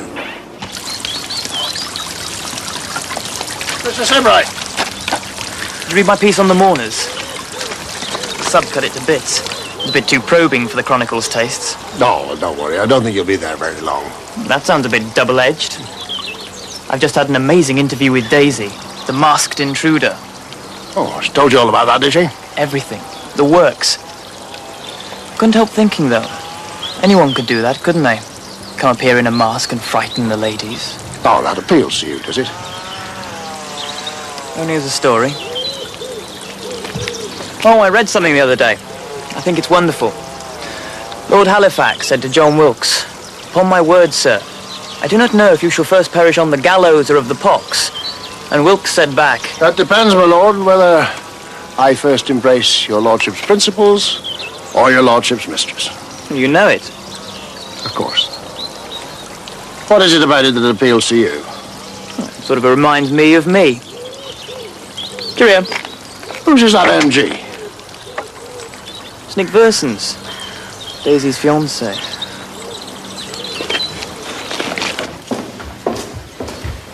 You remember Nicholas? You met at the hospital, didn't you? How do you do? Good afternoon. Can I offer you a drink, Reg? Who told you my name? Carla. What'll it be? Well, a mineral water if you have one. Let me do it. Oh, thank you. Daisy, I've come to find out if you've reconsidered your decision to stay here. How funny. So has Nicholas. He's been so good to me. You all have. Everyone's been really kind. But Nicholas would do anything for me. Wouldn't you, Nicholas? Anything in my power, darling. Thank you. I want Daisy to come back to Mother's. She should never have left us, but she's so absurdly stubborn. Well, perhaps you could say something to make her see that it's dangerous here. Well, I would have thought the other night was reason enough. Well, I mean, I'd stay here myself, but I suppose it wouldn't be quite the thing. You think you could defend me? I'm a bloody good shot. I don't think we need any more guns up here, Mr. Verson. Everybody wants me to stay with them. Old Mrs. McSamfire just rang from Edinburgh and 2 girls from school. I'm really popular. And you've turned everybody down? Mr. Wexford, I'm going to stay on in my own house. Don't you realise if I ran away now, I might never come back? Oh, I don't know about that. I know I'm going to be safe. Please, stop worrying. Well, I wish I could be that confident. Well, you could board at school. They take boarders at your school, don't they? I'm certainly not going back to school. I don't need A-levels anymore. But I thought you wanted to go to university. No. That was my grandmother's fantasy, not mine.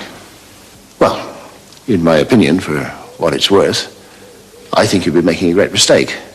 You're very bright. Listen to you. You sound just like a father. I'm sorry. I have no right to say that. Daisy's left school. All that's over.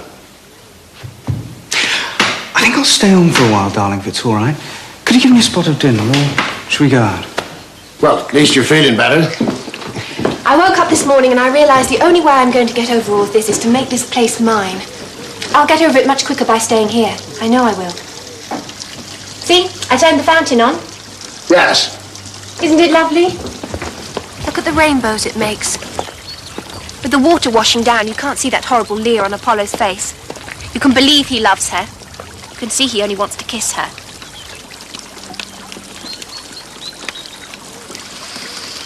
I wish you'd reconsider. Not only about staying here, but about going to university. Please. To please me. If we're saying they left and perhaps arrived through the woods themselves, it will be a Jeep or a Land Rover. or some other vehicle built for use on rough ground. And the driver would know those woods like the back of his hand. Well, Andy Griffin knew them. And his father knows them, probably better than anyone else. How are things with Daisy? Oh, I don't know, Mike. The world seems to be full of unruly children who simply won't listen to what their parents are telling them. Jenny always says that it's the parents who don't listen to the children. John Gabitas knows the woods. So does Ken Harrison. What is this? Oh, what this is, sir, is a program where you feed in the crime and all the suspects, and the computer keeps asking us questions. Oh, does it give you a prize if you get the right answer? What about Gunnar Jones? No, sir, this is just a list of suspects who actually know the woods. Well, Gunnar Jones lived here for nearly a year, maybe more. He should be on the list. It's just a tool, sir. And a tool is only as good as a craftsman that actually knows how to use it. A bit like an electronic notebook, really. So what about Gunnar Jones? He has an alibi. Have you checked that yet, Barry? No, I'm actually still waiting to get through. His number's been engaged all day. I'll give it a go again though now, sir. Electronic notebook, eh? Yes. Hold on. Yeah, have a look at that. Where did you get this envelope? Gunnar Jones wrote on it. It's from his house.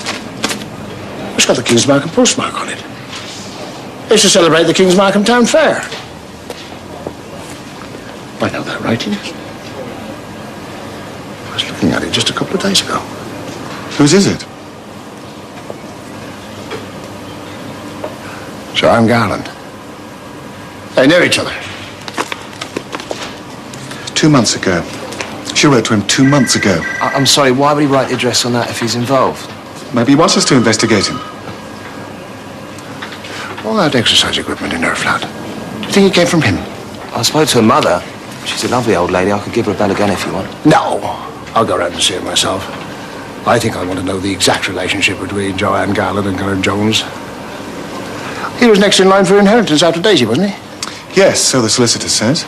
Well, there you are. There's the motive. He hated them, and they stole his child. Would he know how to change the barrel of a gun, though? No, he said he didn't know anything about guns, sir. Well, check him out. And I want that gun found, Mike. Even if you have to scour the whole estate. Oh, and question Gabitas again, will you? I think he knows more than he's saying. Oh, Sergeant Vine. Yes, sir. Switch off that computer for a while, will you? And use your own brain.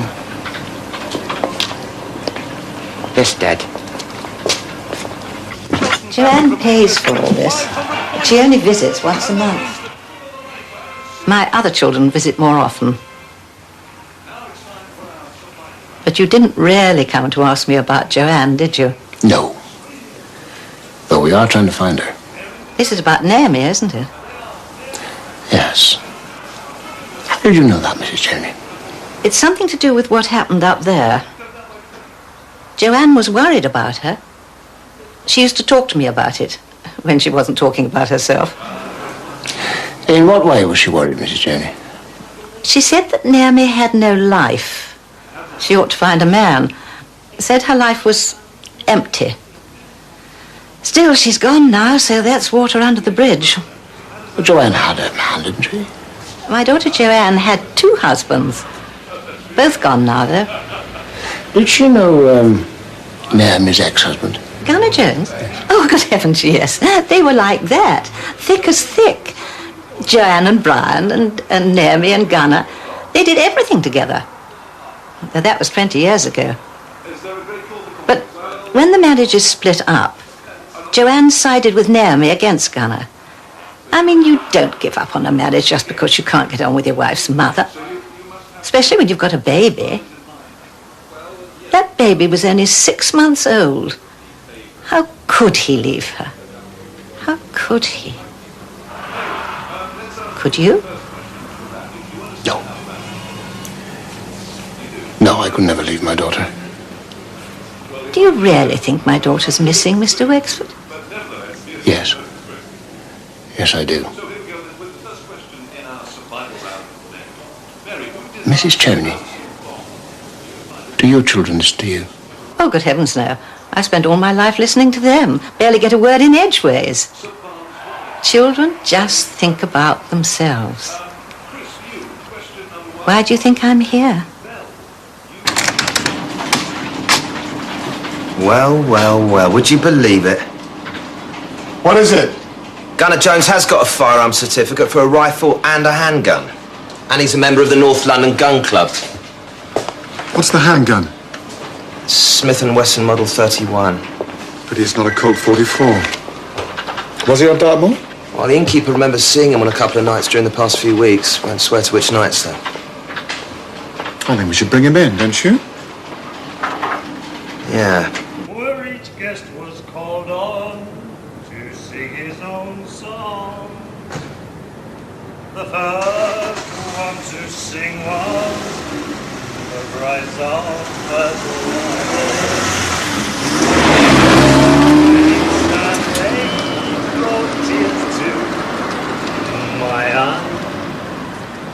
He sang of the days that would ne'er come again. He sang of the days that would ne'er come again. On hearing those words.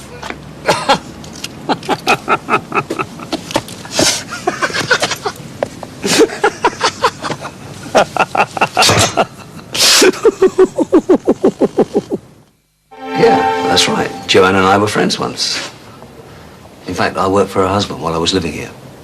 When did you last see Mrs. Garland? See her? I haven't seen her for 18 years, not since me and Naomi split. She took Naomi's side and so did her husband. So I lost my wife, my child, and my job all at once. Why did you leave?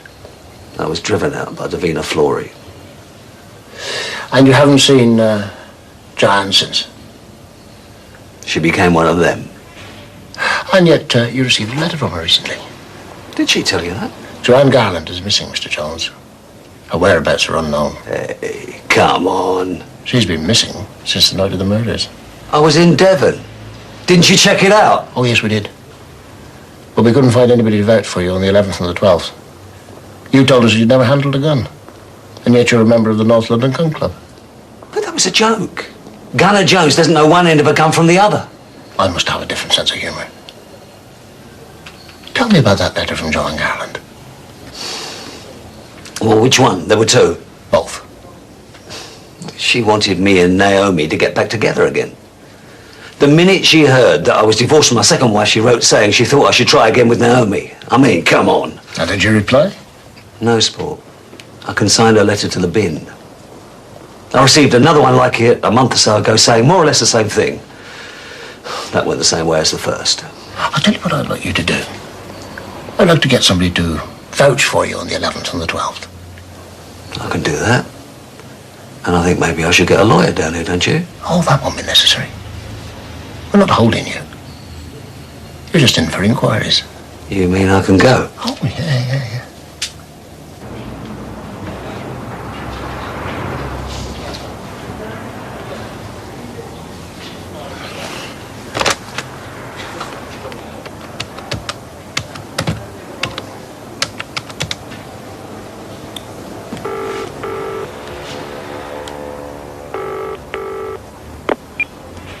This is Sheila Wexford. Can't get to the phone right now. Please leave a message. Sheila, it's me. I've been trying to reach you. Your mother says you want to talk things through. I haven't left a message before because I wanted to speak to you personally. Will you call me? Please.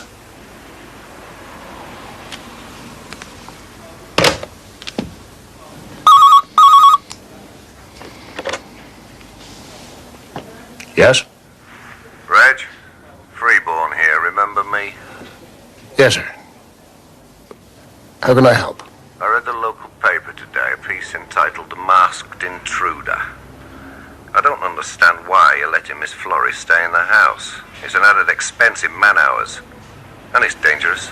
It's her house, sir. With the killer still at large? I don't understand it. Unless you're using her as bait. The thought hadn't crossed my mind, sir. Well, think about it. And keep me informed. I'd rather find out what's happening from you first, not the local paper. We've been very busy. Oh, good. What's your progress? We've brought in Daisy's father. He's a suspicious character, sir. Ample motive. But we don't have any evidence. Well, maybe you should find some. We'll do our best. Okay. Well, give me a ring if anything happens.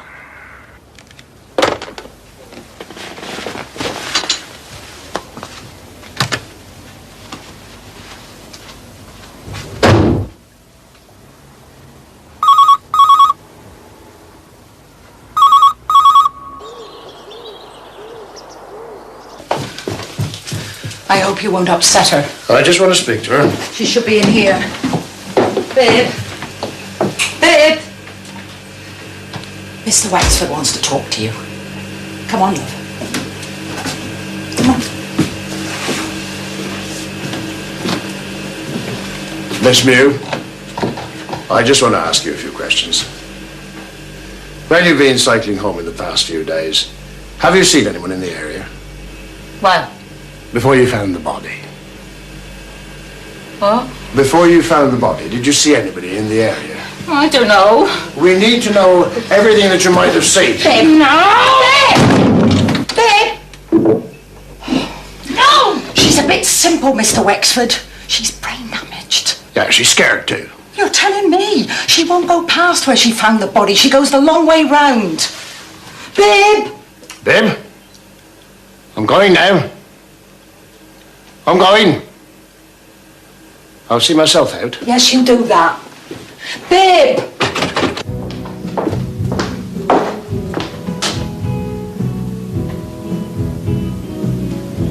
But after a while, you're looking the other way. It's those restless hearts that never met.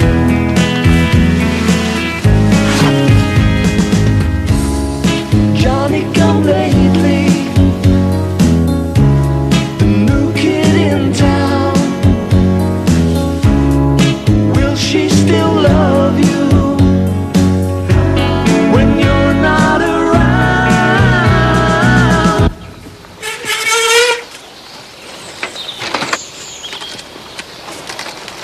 Oh, with the picture. Mr. Hogarth, thank you very much for coming.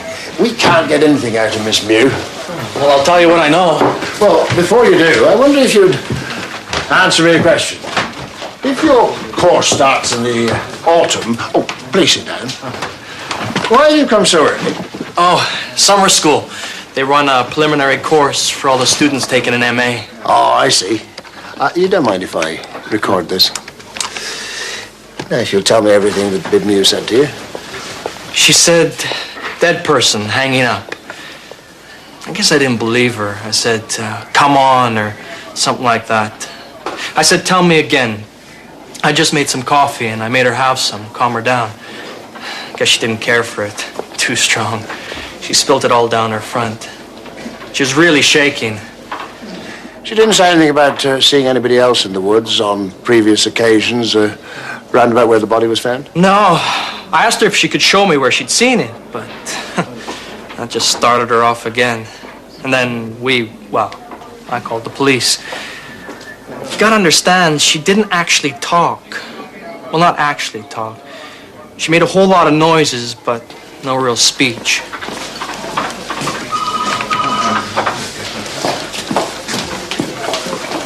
Hello.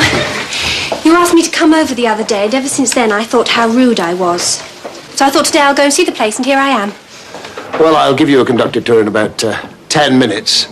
In the meantime, Sergeant Vine will show you our new computer system and explain to you how it works. Yeah, certainly, yeah. Sure, this way.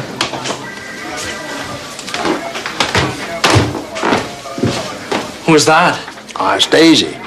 Miss Davina Flores. She lives in the house. You mean the girl who was shot? Yes. Well, I'll get this typed up, and if you'll sign it, then we're all finished. Is that everything? Unless there's anything else you want to tell me? No. Not quite the setup here. I was thinking of getting a computer myself. Maybe I should have a look at these. Thank you. See you around. Yeah, see ya. Looks like he's just off to have his Hanson lesson. Oh, your type, is he? Oh, yeah. Who was that? Well, Jonathan Hogarth, American student. What a nice name. I do like names with a thirst sound in them. Where does he live? In a cottage in Pomfret Monacorum. He's over here studying for a creative writing MA at the University of the South. Perhaps I should go to university after all. Oh, there you go. Motivation. Now, what do I have to do to make you go and stay somewhere safer? You know, I don't suppose I'll use this place anymore. I used to bring all my friends here. Oh, well, I'm sure you will again. Why don't you go and see Jonathan Hogarth and talk to him about universities? See what he has to say. Good idea. Do you ever use rope in your business? Sometimes. Why? Just wondered if you had any. I haven't used any lately, but I always have some to hand. It's in the machinery shed.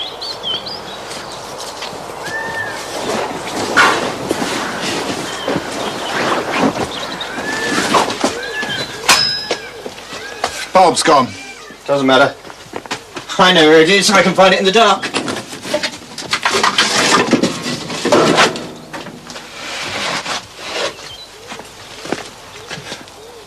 It's not here.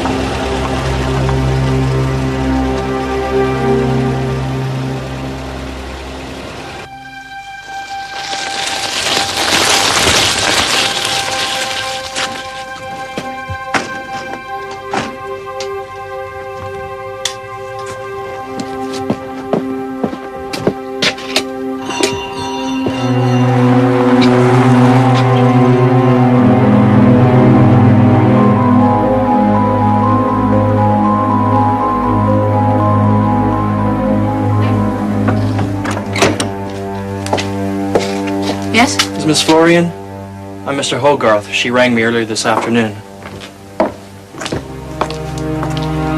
Hello, Mr. Hogarth. Do come in. It's all right, Carla.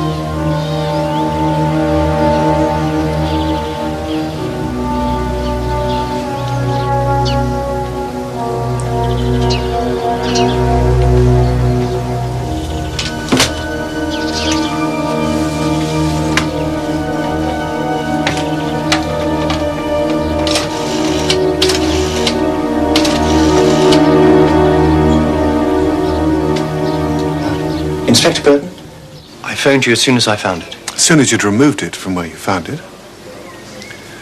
When was the last time you looked in that drawer? Last night about 9. I was going to write a letter to my parents in Norfolk.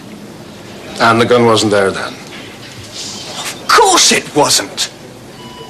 Can't you understand? I've never seen it before. Please be calm, Mr. Gabbitas. You were out this morning, weren't you? Yes. I had a meeting with Daisy. Do you like Daisy? She'll vouch for me. Pity you can't find someone to vouch for your whereabouts on Tuesday the 11th. The whole nature of my work is that I'm often by myself for days on end. Who has keys to your house? The Harrisons, the Griffins perhaps, and Daisy. What about access to the machinery shed, where you couldn't find the rope? Oh, anyone can get in there. Do you like Daisy? You asked me that before. Yes, and I'm asking you again. What has that got to do with it? You're young, good-looking, and unattached. And she's very beautiful and very rich. Yes, I like her. Don't you? Yes. Look, honestly, I have nothing to do with this. They're setting me up, whoever it is. They take my rope, they plant a gun. I'd have to be totally insane to come to you with a gun if I'd done it. Either that, or very clever. Next time I find a gun, I won't tell the police. I shall just chuck it straight in the river. It's empty.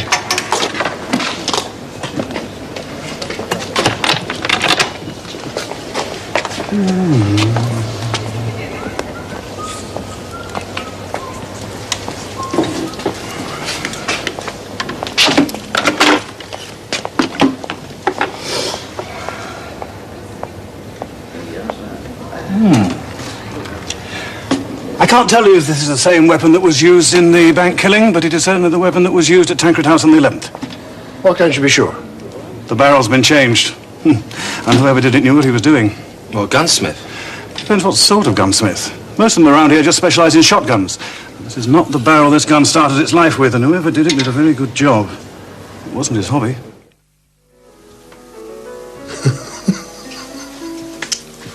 What is it? A review of Gussie's new novel, The Lash. I tried to read this book, but after a time realised I understood nothing. A good deal of it is in verse, and the rest is a conversation between two unnamed persons, probably, but not certainly male, who are deeply concerned by the disappearance of an armadillo.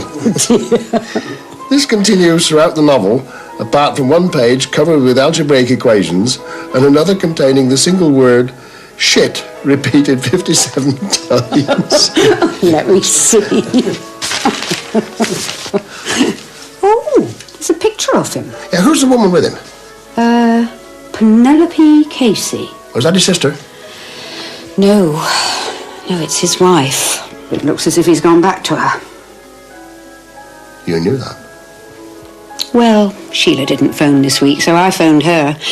She sounded rather upset, but all she said was that Gus's wife had come back to the flat and he had gone back there to talk it through with her. Poor Sheila. She must be devastated. Armadillo.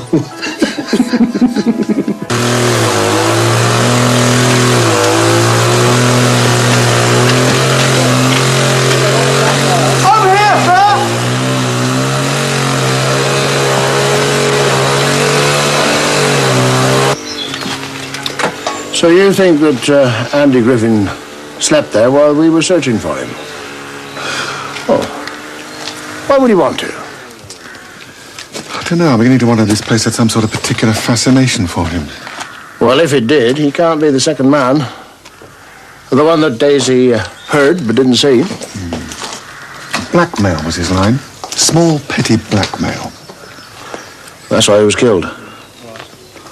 He probably sold the gun to our killers and then tried to blackmail them. Yes. Of course, that still doesn't explain how the gun ends up in Gabitas's house. Unless, of course, Gabitas is involved in some way. Or Gunner Jones. I mean, if Andy could hide out here with this all around, what's to say that Mr. Jones couldn't do exactly the same thing, sir? Quite right, Sergeant.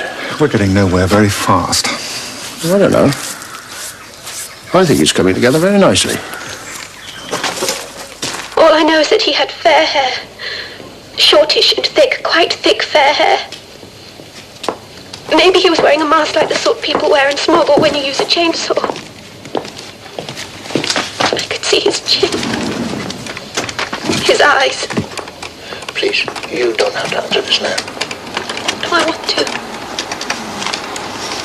I want to tell you. Do you have children, Inspector? Boys or girls? 2 girls. Well, they're not safe. As long as he's alive, they're not safe. I want him caught. Oh, we'll catch him. Don't worry. He shot me. I don't know. I don't remember. It all happened so fast. 10 minutes, that's all. That's all I can remember. He shot me.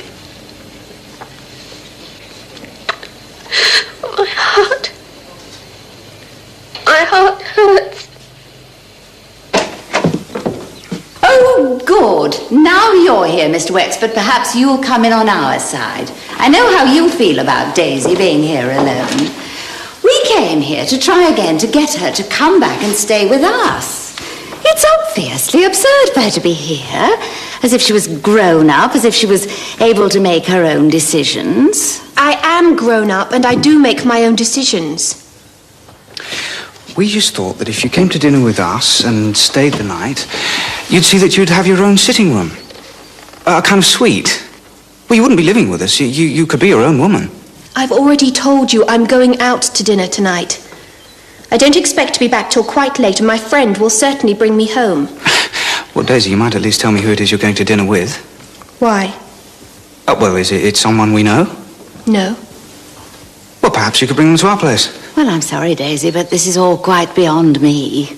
I would have thought you would want to spend time with Nicholas instead of manipulating him like this. I'm sorry, I hate this sort of thing. Mother, please! If this is women's lib, or whatever you call it, you can keep it. It won't get you a good husband, that I do know. Mother? So, are you, coming to have lunch with us? I can't, can I? Mr. Wexford's here to talk to me.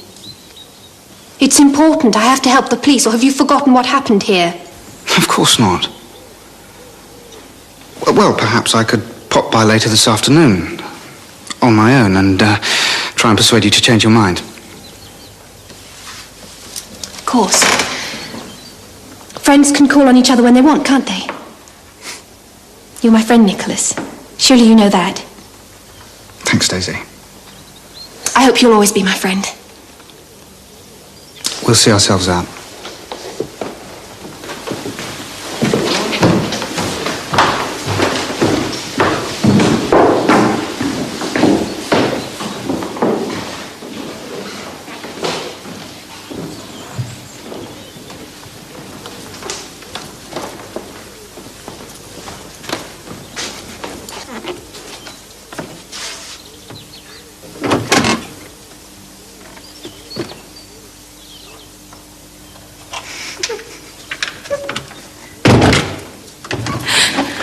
Always listening at doors.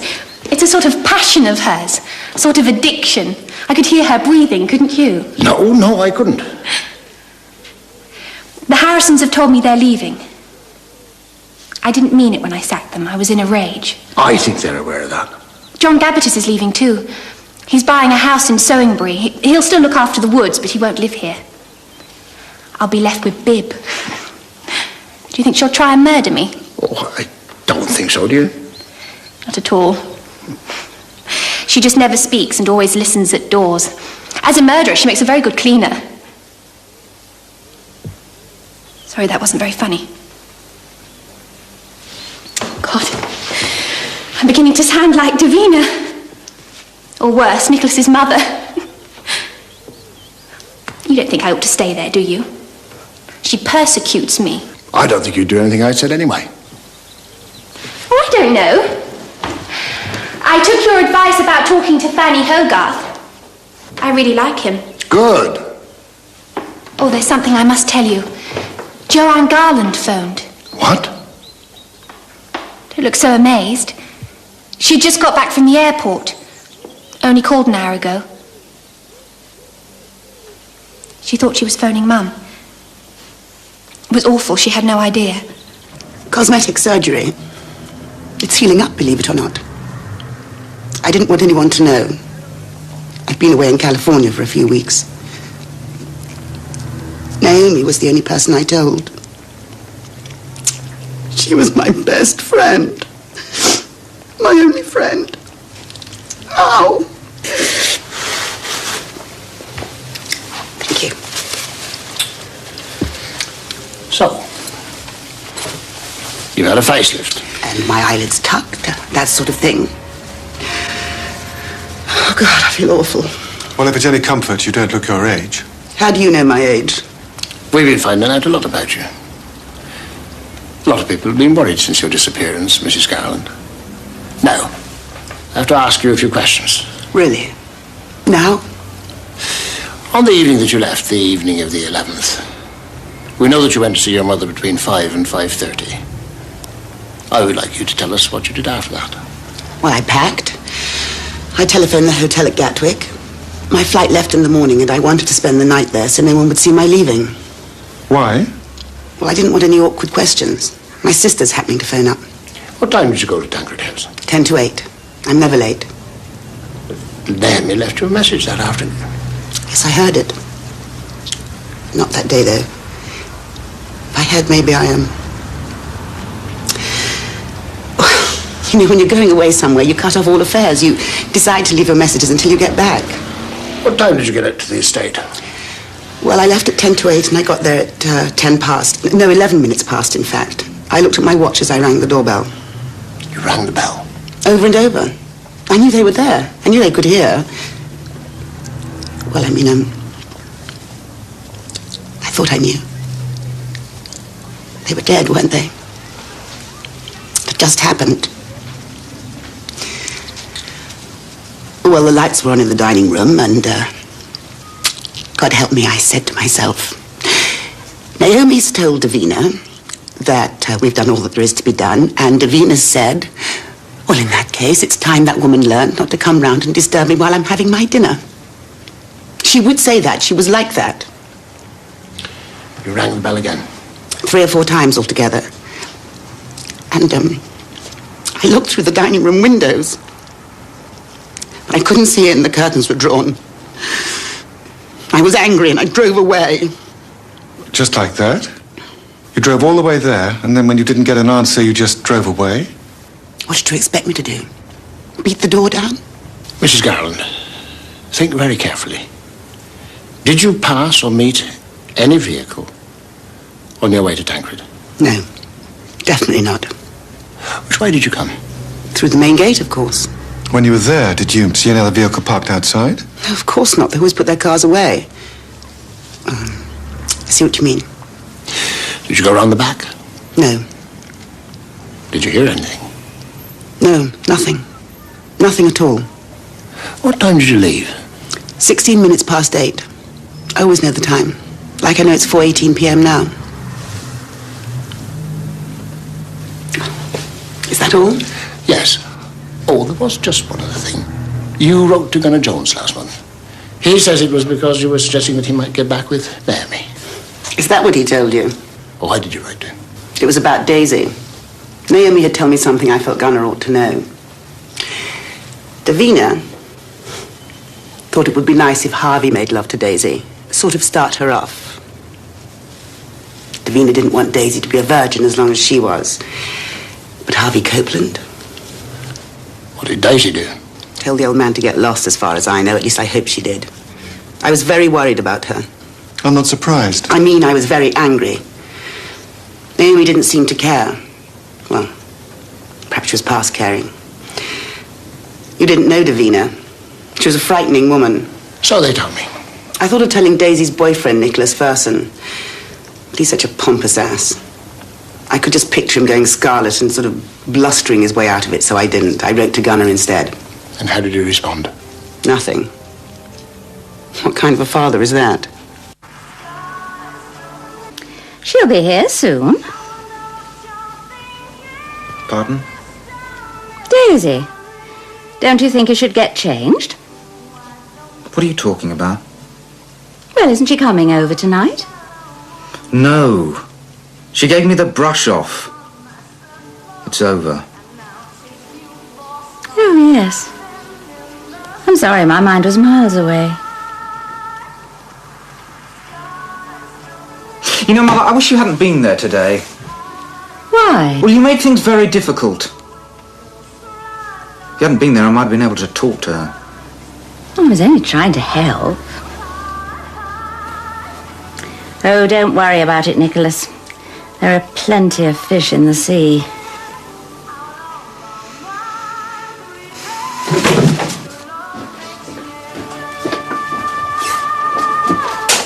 Oh, I was watching that. No, you weren't. Look, Mother, I think I'd like to move out. Well, not yet. What? I said you could move out next year. Well, I don't think I can bear another year. That's what I'm trying to say. Oh, darling, you're just upset. Daisy will realise what a terrible mistake she's made in a few weeks, and she'll come running back to you. I know, trust me. Nicholas, please. No, it's pointless trying to talk to you. Everything was going fine with Daisy until she came to stay here. Look, I'll turn this off. We'll talk. I listen. No, I'm going out for a drive. Oh, please. No.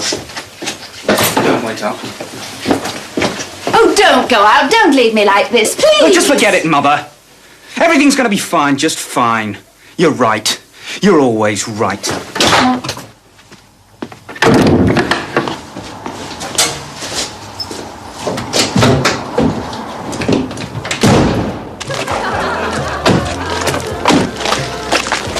It was necessary, Reg. You haven't had a new suit for 6 years. My father only had 2 suits in his entire life. Oh. Anyway, it's too big and miles away. But they love it. Life's difficult enough without making it an obstacle race. Sheila might be here tonight. Oh, do you think so? Well, she's been invited. Well, I doubt if she'll come. Dad! Sylvia! Hello, darling. Oh, come on in. Oh, you're looking very smart, Dad. So's the house. Well, come and have a look. Oh. Yeah, we can eat Lovely.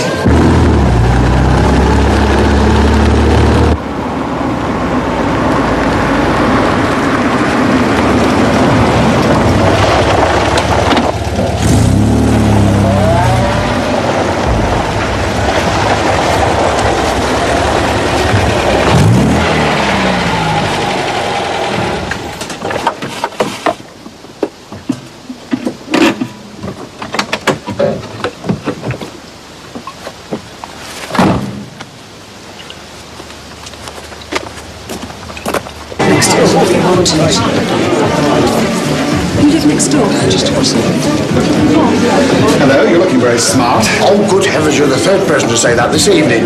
Do I usually go around looking like a rag bag? No. Why? At least I don't look like a trendy vicar. Because I don't have policemen stamped all over me. Come on, let's have a look around, shall we? Do you think we dare? We'll get lost.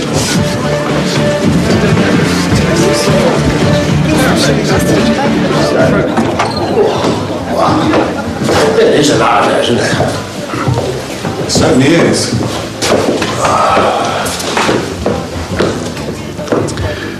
I was talking to Vine today. I wish you'd be more open with us, Reg. Otherwise, we can't help you. If this is about Sheila... No, it's about the case. I mean, we're dealing with a vicious criminal here who's still killing people. He's around and active. We need to know whatever it is you're thinking. I'm almost there, Mike. Just one or two things to fall into place and then a spark of enlightenment. I need a good deal more than that. Okay, Mike. As far as I'm concerned, we still haven't got past the first hurdle yet, which is how they got away from Tancred without anyone seeing them. Go on. Well, Daisy made her 999 call at 22 minutes past 8, which he says is 5 or 10 minutes after they left. So, if we're to believe her, Joanne Garland must have seen them. And I don't believe there's some conspiracy between Bib Mew and Gabitas and Joanne Garland and the gunman. I just don't believe it. Mike, we've been making an assumption on some very flimsy evidence that they came and left in a car. Well, they must have had some sort of vehicle. Daisy says she heard it start up. Yes.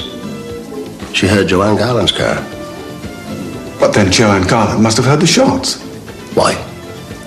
Daisy was shot at 8:05 and didn't come round till 16 minutes past 8. Well, we can't ask her to be accurate about time. Well, that makes sense. So they got away on foot without anyone seeing them? Oh, I didn't say that. Someone saw them. Perhaps Andy Griffin saw them. He was up there that night, bedding down in his little hidey-hole. He knew what they were doing. He sold them the gun. He saw them, and then he tried to blackmail them. And that's why they strung him up.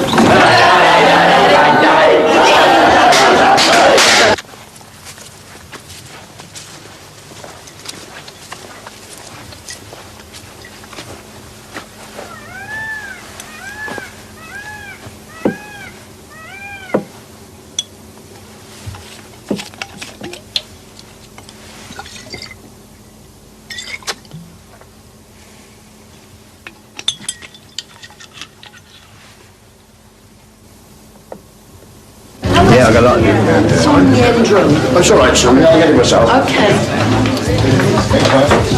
Well, you did invite me. Of course, come in. You know Dad's inside. I don't care. I came to see you. You've got a fantastic house.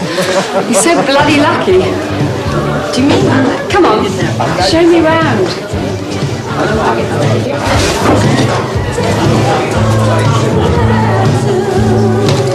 Reg, I say, Jenny was just saying how smart you were. This is the children's room.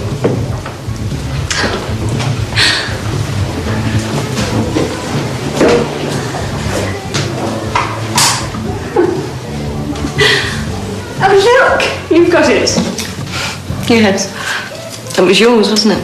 Yeah. Still is. Up here, you know what I mean. Oh,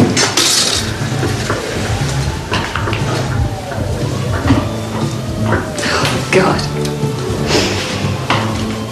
I've been such an idiot, Sylv. All I do is fall in love and keep on falling. I'm afraid. Afraid of growing up, that's my problem. You've never had that. Look at all this. You've done it. I heard about Gus. Yeah? I really loved the little shit.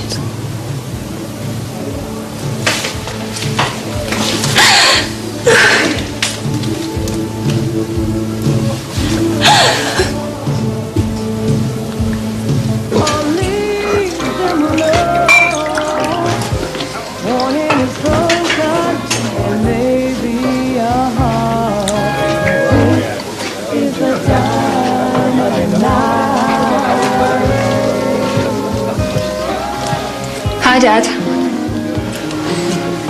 I'm sorry. I said some terrible things too. I apologize for what I said. But I'm very sorry for the things I didn't do. What didn't you do? I didn't listen. Sorry. When you said you loved. No, you didn't.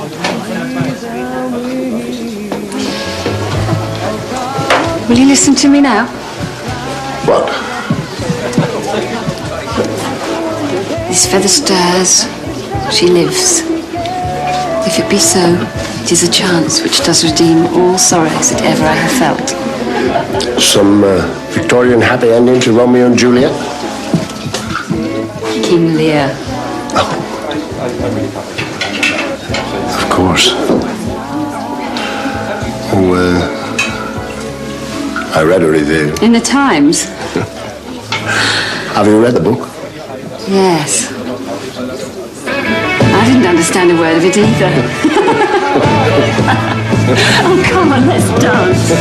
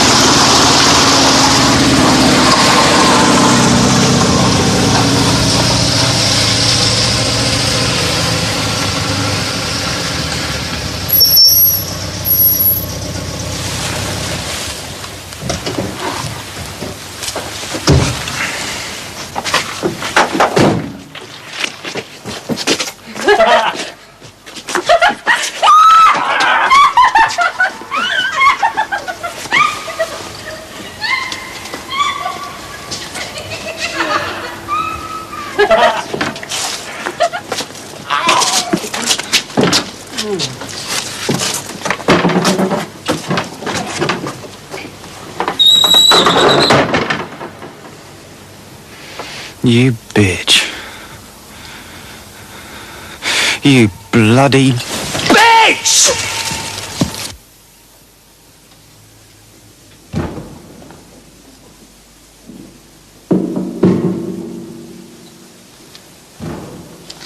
Nicholas?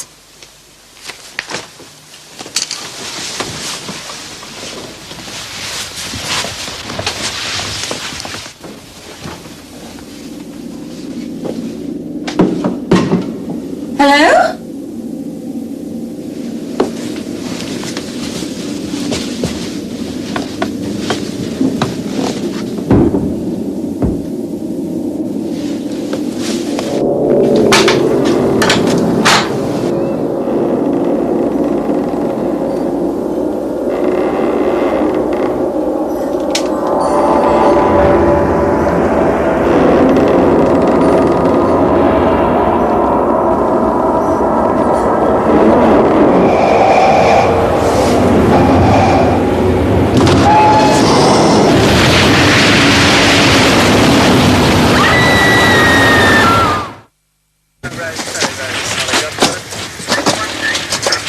It was arson. Could have been terrorism. Nothing left. Enough for them to know what happened. Nicholas told them that his mother stockpiled petrol during the Gulf War, and since then they'd kept the petrol in the garage. Good God, what a stupid thing to do. Yes, well, they found the stub of an ordinary household candle at the epicenter of the blast. So? So, apparently you soak a piece of string in paraffin. You put one end of the string into a can of paraffin, put the cans of paraffin in among the cans of petrol. You tie the other end of the string round a candle halfway down. You light the candle, and then 2, 3, 4 hours later... Such a massive blast? Well, they think it didn't truly ignite until the door to the garage was opened. Then everything went up, including the gas main, everything. Who else knew about the petrol, Mr. Verson? Our cleaner. Who's that? Bib Mew. Bib Mew? Yes, we recommended her to Davina. She's always done for us. Who else? Quite a few people. Some men that worked on the house, the gardener, an old school pal of mine, Daisy, some friends of Mother. I gave a list to the fire brigade. So you think there's a connection between this and the Tancred House murders? Well, who are they looking for? Did they think Daisy was with us? Could be. Where did you say you were last night? I was just driving around. Where did you drive? I don't remember, just around. It was a fine night. What time did you leave your mother and start out? 9:30. Look, I'm telling the truth. Where did you go? I told you, just around. You just drove round the countryside for 3 hours? In the middle of the night? Well, if you must know, I'd had an argument with Mother and... Oh, God, I swear by my life and everything I hold sacred, I had nothing to do with this. She was my mother. I want to believe you, Mr. Verson. But I suggest that you stay in the area. I shall want to talk to you again. Will you be staying with Daisy? I don't think so.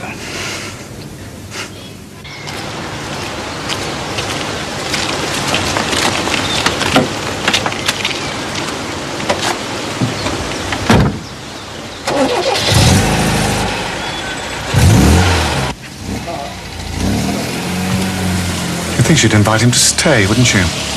She probably did. They turned down the offer. I think they were after Daisy. Why? Well, you said that the Versons had invited Daisy to stay with them last night. Maybe they heard about it, thought she was going to be there. Yes. Bib Mew listened to that conversation. Nicholas Verson knew that she wouldn't be there. So I don't think it's him. Unless he made a dreadful mistake. Why on earth would he want to kill her? He loves her, it's painfully obvious. Yes. Maybe Bib Mew was known to the killer and inadvertently gossiped about the petrol and the fact that Daisy was going to be with the Versons. But I can't imagine her being involved in this, can you, Mike? Well, no. Maybe she'll go and talk to Daisy again. Yes.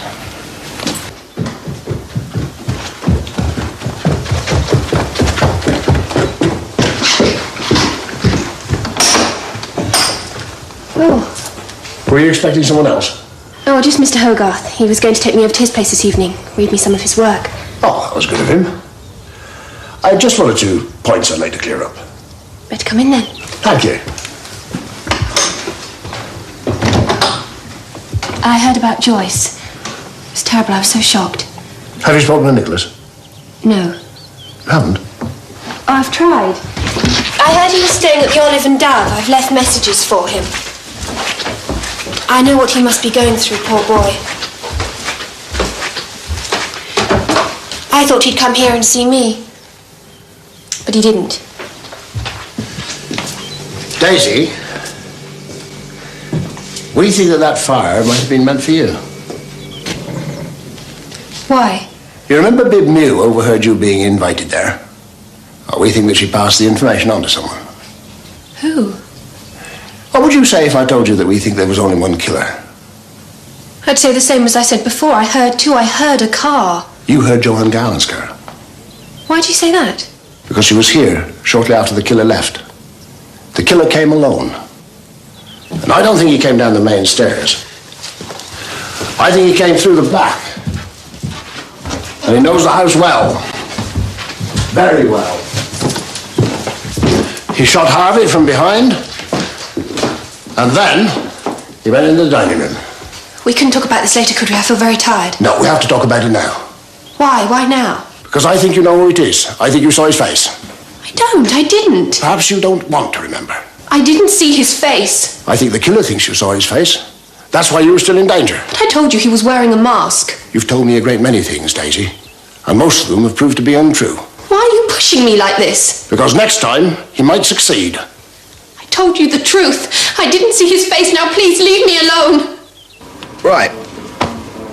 What do Nicholas Verson, John Gavitas, and Jason Coram Seabright have in common then? Who's Jason Coram Seabright? Oh, is that stupid report the chief keeps talking to? You know, the old school pal of Daisy's? Oh, right. Well then, what they got in common? They're all male, all young. Male. All English speaking.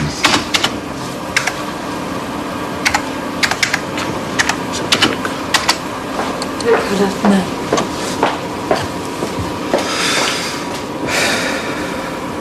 Well, from their combined testimonies, it can be seen that they're all Daisy's admirers.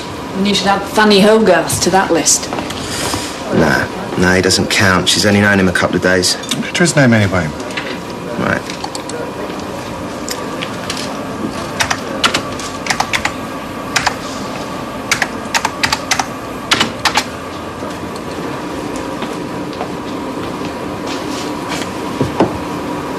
Which of these men has access to, is, or knows a trained gunsmith?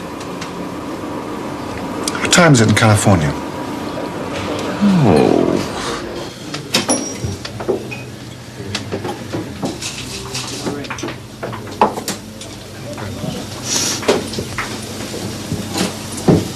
Here. I want to talk to you about last night. For God's sake, must you? I'm not going to ask you. I'm going to tell you. And you can confirm it or deny it, but I don't think you'll deny it. You were at Tancred House. What if I was? Rather than just driving around, you drove straight there. You found that Daisy had gone out, the house was empty, and only the police presence was in place. You hid your car and you waited. You waited and you watched the house. How did you know? Carla said Daisy and Hogarth came back about midnight. We have a man posted at the main gate, and he saw your car. Now, what were you doing there? She was mine. We were practically engaged. She said she wanted to marry me one day. She said that when she came out of the hospital. Daisy's very young, Mr. Verson. These things happen. Yes, apparently you introduced her to this American friend, Mr. Wexford. What were you doing there? I wanted to talk to him when he came out. But he never came out. He stayed all night? Yes. It's a shame your police protection doesn't extend to Daisy's morals.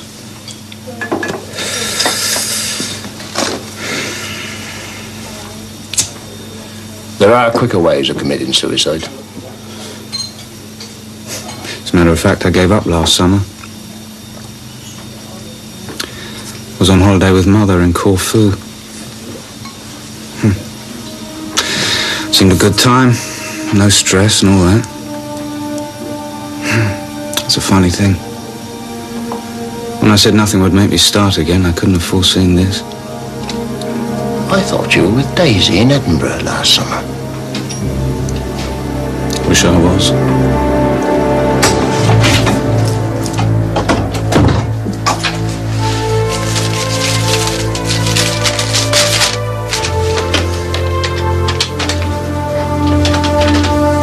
What time it is, Reg? I don't care. Can't be helped. Well, come to bed. Whatever it is can wait until tomorrow. No, it can't. Hello? Mrs. McSapphire. Speaking. I'm so sorry to call you so late. Who is speaking? Oh, I'm so sorry. Chief Inspector Wexford. Kings Markham. Oh, Mr. Wexford, I spoke to Daisy, but she wasn't interested in coming to stay. I can't say I blame her. No, I'm sorry to interrupt you. Thank you very much for doing that for me. I wanted to ask you something else. Remember I asked you if you had seen Nicholas Verson when he was up in Edinburgh last year? Daisy's young man, yes. Well, could you describe him to me? Well, I only saw him across the road. Well, what did he look like? Dark hair, a ponytail. He looked rather like a pirate, I thought. Very dashing indeed. Thank you. Thank you.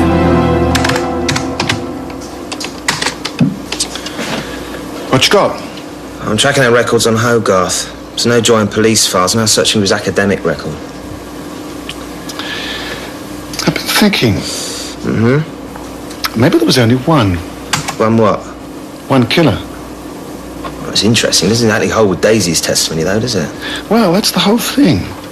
If he was her lover and she put him up to it, she wouldn't identify him, would she? Yeah, but Mikey shot her. Yeah, but he didn't kill her. Now, if it was Fanny Hogarth, he could have walked or used a bike to get up here. Yeah, could have. He would have come in the back door. Daisy would have primed him, told him what to expect. And then he shoots her too. Well, that's where it all comes unstuck. I mean, he'd have to be a real cold-hearted bastard to shoot his girlfriend just so she'd make a convincing witness. And he'd have to know that she'd be the sort of person not to spill the beans. When the murders happened, she was really upset, wasn't she? Mm-hmm. Then after that intruder, she suddenly started to brighten up. And maybe that was when he came back, told her everything had gone according to plan. Yeah, well, in that case, he really is a cold-hearted bastard, isn't he? Let's have a look. Hang on, here we go. Check this out. Hogarth. Jonathan Hogarth, graduated Stylus University, California, majored in military history. Military history? Military history to creative writing is quite a jump, isn't it? Yes, need their guns, wouldn't he? Hang on a minute, let's call up database on Stylus. Can you do that? Yeah, it's easy.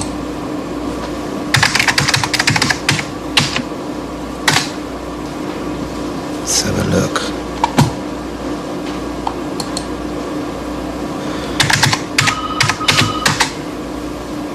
There we go. 8 gunsmiths. I'll print out their numbers for you. Barry, I've got him on the line for you. Brilliant, thank you. Hello. Yeah. Yeah, I'd like to speak to Chief Brodie, please. Yeah, I'll hold. Yeah, you have a nice day too.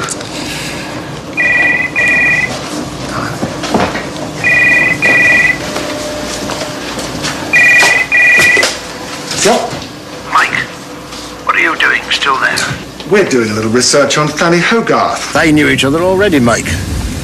They'd met in Edinburgh last year. They were lovers already. They've both been lying to us. Well, that's it then. Listen, Daisy's at Edith Cottages with Hogarth. I want the cottages surrounded. What, now? Immediately. But they mustn't know we're there. Then call me back. Okay. Brodie says a year and a half ago, 2 students were shot and killed on campus. They both had one thing in common. They're both dating the same girl. The killer was never found. He also says that students often get part-time work at gunsmiths. I mean, he even employs them himself. Get everyone down to Edith Cottages, will you? And issue firearms. I'll get back to you.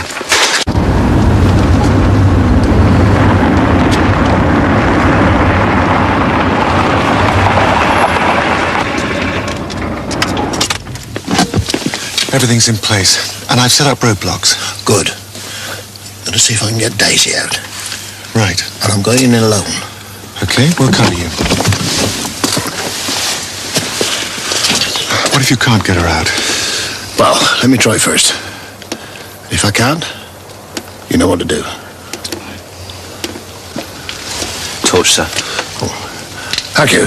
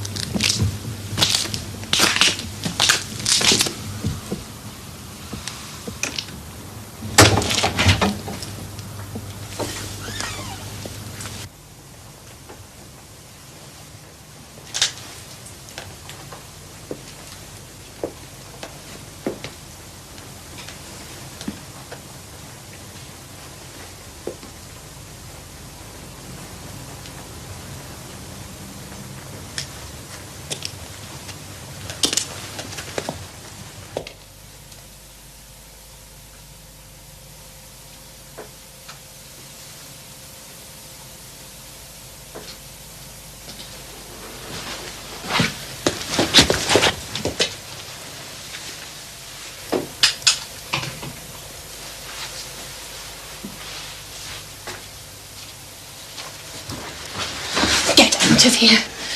Not without you. Just go. Daisy, it's over. She'll hear you. I've got armed men outside. But he's unarmed. These are all replicas. He's dangerous now. I want you safe. What's done is done. He didn't do anything. I just wished it, and Fanny made my wish come true. He loves me. He really does. Daisy. I was afraid you'd work it out. I wish you hadn't. Daisy, come outside. Shut up! Fanny! Shut up! I know your men are outside. Now let us get away, or this time I will kill her. For real. You won't kill her. You'll kill anybody else but her. Her mother, her grandparents, anybody that gets in your way, like Nicholas or Andy Griffin, who knew too much.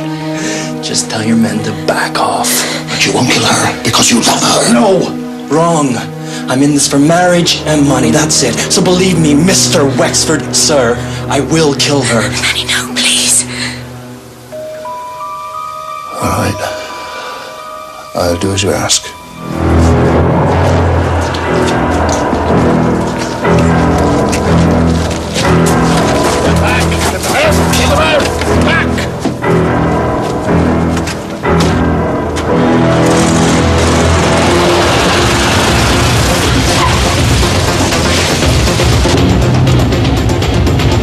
All right, Danny, that worked. What now? As long as you're alive, I'll be okay. You can't mean that.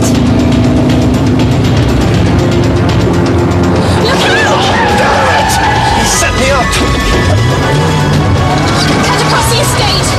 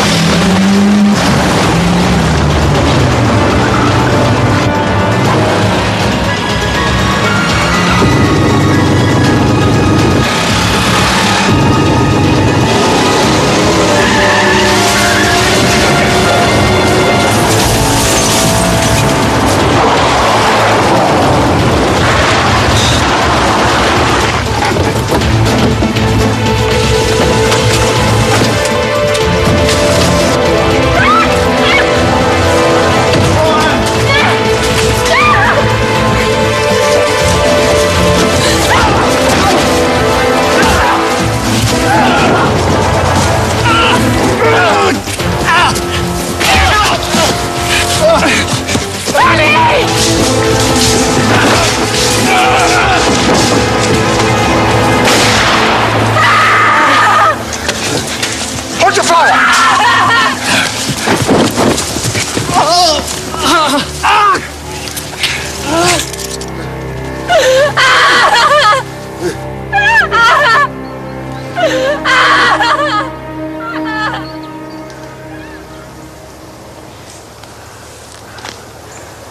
I didn't think he'd do it.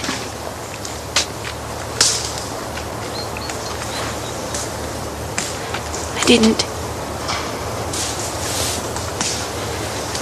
What, me?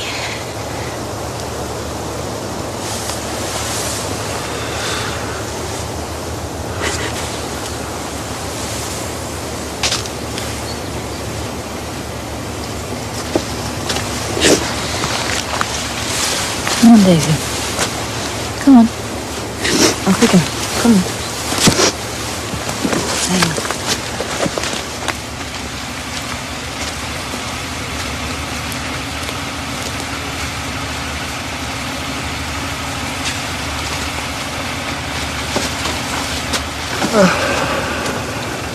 You all right? Yes, it was rougher than I thought it would be, but yeah, thanks. Fine.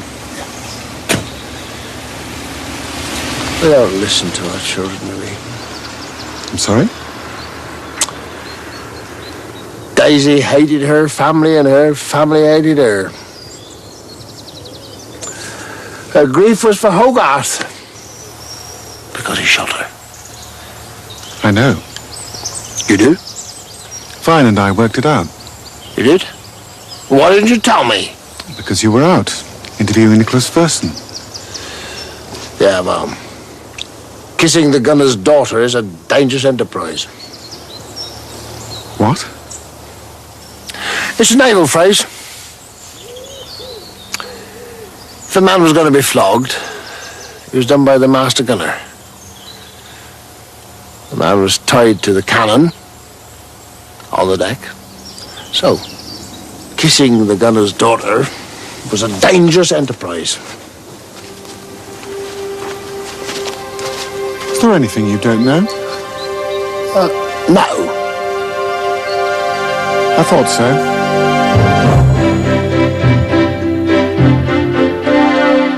Tomorrow night, does a three-legged dog hold the key to solving a murder in Regent's Park? Felicity Kendall and Pam Ferris are on the case. It's Rosemary and Thyme, tomorrow at 9.